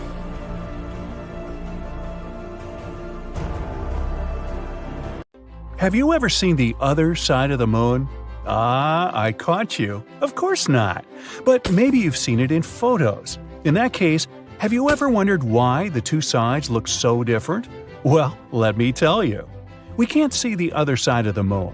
People believe this is because the moon doesn't rotate around its axis. But this is not true. The moon does rotate. It just does it at the same rate as its orbital motion. This is a particular case of tidal locking called synchronous rotation. The first time we ever saw a far side was only in 1959, all thanks to the Soviet Lunar missions and later the US Apollo program. Now, when Luna 3 and other spacecraft transmitted the first far-side images, they revealed a far more cratered hemisphere that looked more like Mercury or Jupiter's moon Callisto. It looked completely different from what we were used to, and that's when we learned how meh the other side is. No, seriously, just look at it. The near side can boast its thinner and smoother crust. These beautiful dark splotches are called lunar mare, the last remnants of ancient lava flows. And when I say ancient, I mean it. They're more than 3 billion years old. Meanwhile, the far side crust is thicker and crater-pocked. The lava flows had almost no effect on these impact craters. It's also devoid of any large-scale mare. Low-key looks like dried white cheese. To be honest, don't you agree that the nearby side is much more beautiful? Write your thoughts in the comments. So, only 50 years ago, we learned something about the apparent differences. But then the scientists discovered something weird. Both sides are different, even in the geochemical composition. And not only in this, our side was thinner than the far side by several miles. But where did such significant differences come from on an ordinary floating stone ball? For scientists, this was a mystery. They started coming up with a lot of theories. The melted moon theory was the main one for a while. It said that it was the Earth's fault that our moon looks like this. This happened several billion years ago. The moon was born because of a collision. One day, an object about the size of Mars crashed into the Earth. At that moment, a piece broke off from it, which later became the moon. However, this piece was somewhere 15 times closer to Earth than it is now. Some scientists created pictures of the so-called early moon. Unlike our cute little white ball, the early moon was a strange-looking, boiling scarlet ball. That piece didn't leave us after the separation. It became tidally locked very soon after. The Earth after the collision was still an incandescent nightmare, full of fire and lava. It was boiling at a temperature of 4,500 degrees Fahrenheit, and since the moon has always been turned toward us with one side, this side has melted down a little. This would explain why the moon's surface, the so-called mantle, is thinner on the near side than on the far side. During the boiling of the Earth, certain elements evaporated from it. They then settled on the moon. This would explain the difference in geochemical composition between the two sides. But there was a plot hole in this theory. If that's what happened, then where did rare foreign chemical elements come from, such as unusual isotopes of phosphorus, potassium, or tungsten? The nearby site is full of them, and they couldn't have come from the Earth. There were also other theories. Another one said that initially we had two teeny-tiny moons. Later they merged into a big one, hence the difference in their composition. But this theory sounds a bit crazy, and it has a plot hole too. For example, the transition between the two sides is way too soft. If our moon was actually two tiny moons, this transition would be more abrupt. So scientists were kind of at a loss on this one. But recently, they finally figured out what really happened to the moon, all thanks to NASA's Grail orbiters. They spent over a year whizzing around the moon, mapping it out, and studying its composition. Using this data, scientists have created around 360 computer simulations. They contain different impacting objects of many sizes traveling at different speeds. Scientists were comparing the results with our current moon. They tried to determine which result was the closest to what we have today. And so, they finally solved this 50-year-old mystery. The answer lies in a collision with a dwarf planet. This collision occurred 4.3 billion years ago. This huge object was slightly larger than Ceres. For those who don't know, Ceres is one of the dwarf planets of our solar system. Its diameter is 580 miles. You could say that one France or one Germany would fit into it. So, this giant object crashed into the moon, somewhere near the South Pole. This collision was so strong that it changed the image of the moon forever. It left a trail of 3,500 miles behind. It would take you 14 hours by plane to fly that distance. This crater covered the entire near side of the moon. It caused damage to the moon's mantle. It also created a so-called South Pole Aitken Base, or SPA basin. This is an impact crater and has a diameter of 1,600 miles, which is like adding one UK plus one Germany. It's important, though. The formation of this basin was a defining event in the history of the moon, and it's the second largest impact crater in the solar system. The collision also caused a powerful hot wave to spread across the moon. This wave scattered over the remnants of those rare warm minerals scientists found on the nearby side. That's how our beautiful side became home to something called Procellarum creep terrain, or PKT for short. This is basically a compositional anomaly, a concentration of potassium, phosphorus, and other rare elements like thorium. You can say that those minerals are a gift to us from deep space. Anyway, there were many, and I mean many, collisions in the moon's history. All of them only deepened this already large crater. That's why the mantle on the near side was getting thinner and thinner with the years. Also, our gifted minerals gave off a lot of heat, so the mantle has melted a little bit more and more. Oops, this accidentally caused the moon's volcanoes to wake up. Volcanic activity has increased on the near side. Intense lava flows filled the old empty craters. Ta-da! And this is how the beautiful lunar mare was born. That's about how it all happened. All this information was found thanks to the researchers from Brown, Purdue, Stanford Universities, and NASA's JPL. The research was published by the Journal of Geophysical Research, Planets, so you can read about it in more detail if you're interested. There are still many things we need to learn about the moon. The highest priority is the return mission from the South Pole, the Aitken Basin. Samples brought from there will be used to determine the age of the moon, its history, and the nature of the crust and mantle more accurately. Another critical target is the Moscovians. This is the name of a large lava plain on the far side of the moon. Studying it will help us better understand the difference between the two sides, as well as tell us how the other side was formed. All this knowledge is significant for understanding the history of the moon, but it's also handy for space exploration in general. Scientists use the moon as a reference point to determine the age of other planets and entire worlds in space. The moon helps us determine the chronology of the life of the whole solar system. So stay tuned for new exciting research and discoveries. Neil Armstrong had been getting ready for his mission on the moon for over 3 years.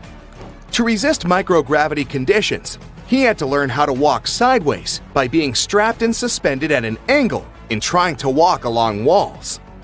His limits were tested through an intense diet and sleep regimen, since in space he would only have beef and vegetables, previously dehydrated and stuffed into a package. Back in the day, astronauts had to experience the desert, jungle, open sea, and Arctic survival training. These days it's a lot more structured. But back then, it was more of a let's drop this person in the middle of nowhere with no supplies and see if they make it. Before landing on the moon, he had to gather and study rock samples in the Grand Canyon, explore ancient volcano formations in the Nevada National Security Site, and look into gas and lava vents, lava lakes, and pit craters in various locations in Hawaii. On July 20th, 1969, Armstrong was given a hearty breakfast before blastoff. Steak, eggs, toast, juice, and coffee.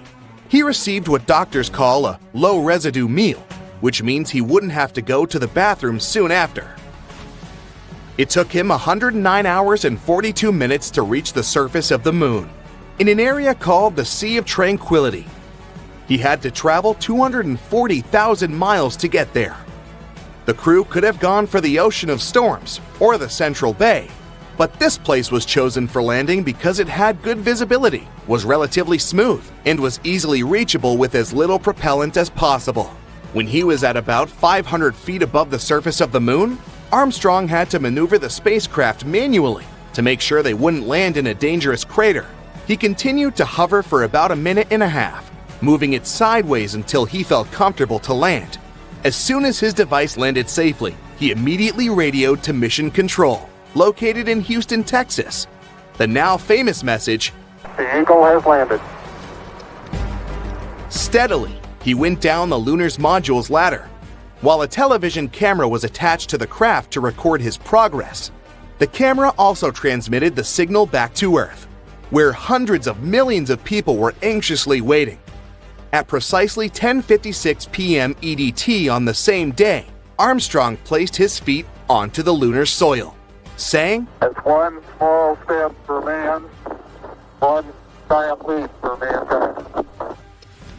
The schedule said that the astronaut needed to sleep before the first moonwalk, but he chose to go outside earlier than planned, since he obviously couldn't sleep.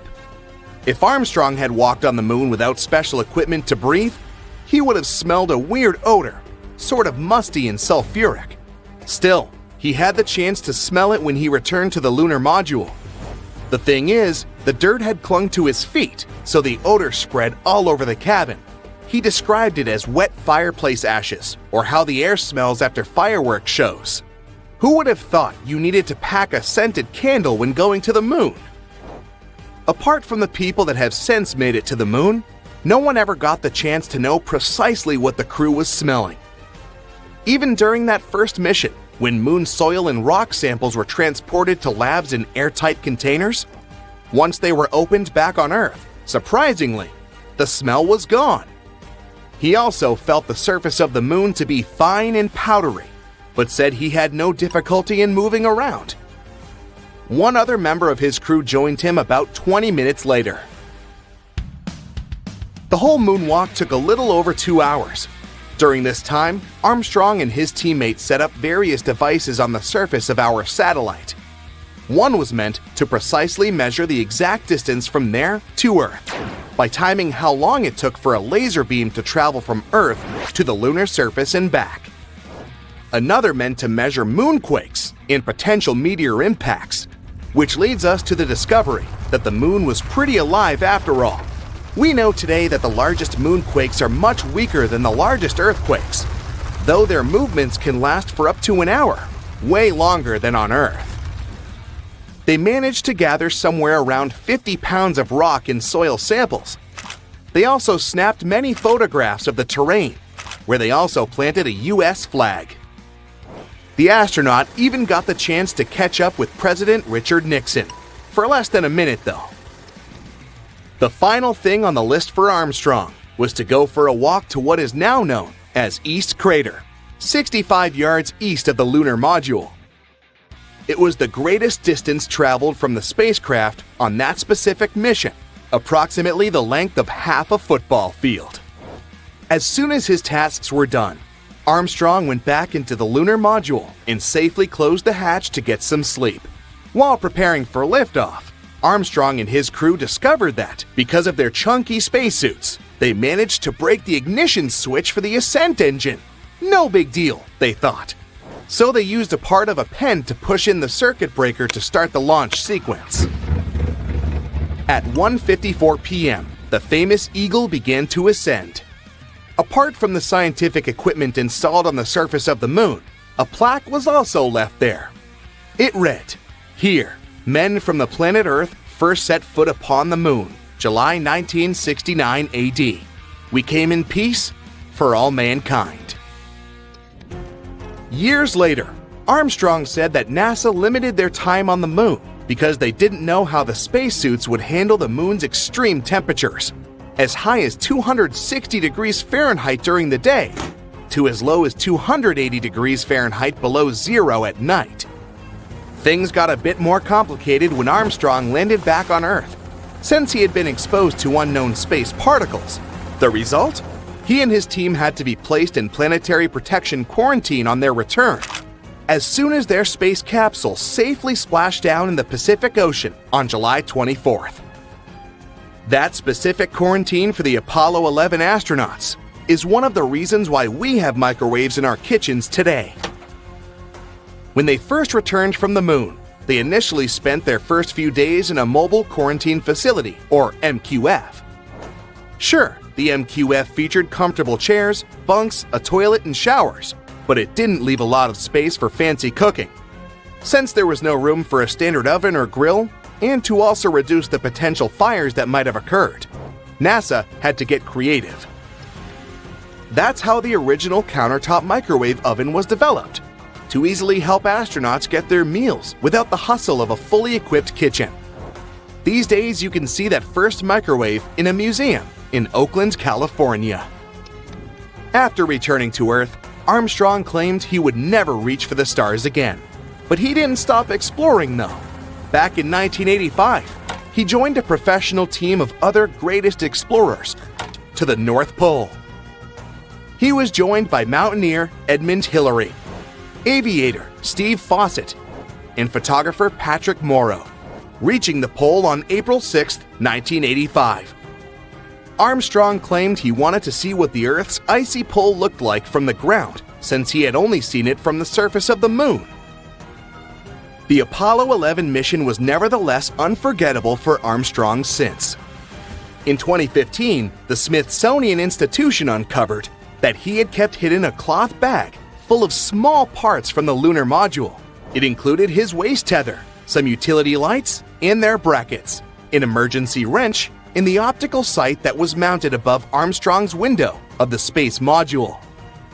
It also contained the data acquisition camera that recorded the iconic footage of Armstrong taking his small step on the moon. Armstrong kept it to himself for many years, until his widow, Carol, eventually found it. He even kept it a secret from his official biographer, who had many times asked if he had kept any memorabilia from his famous mission. He didn't sneak those objects back on Earth, though. He just mentioned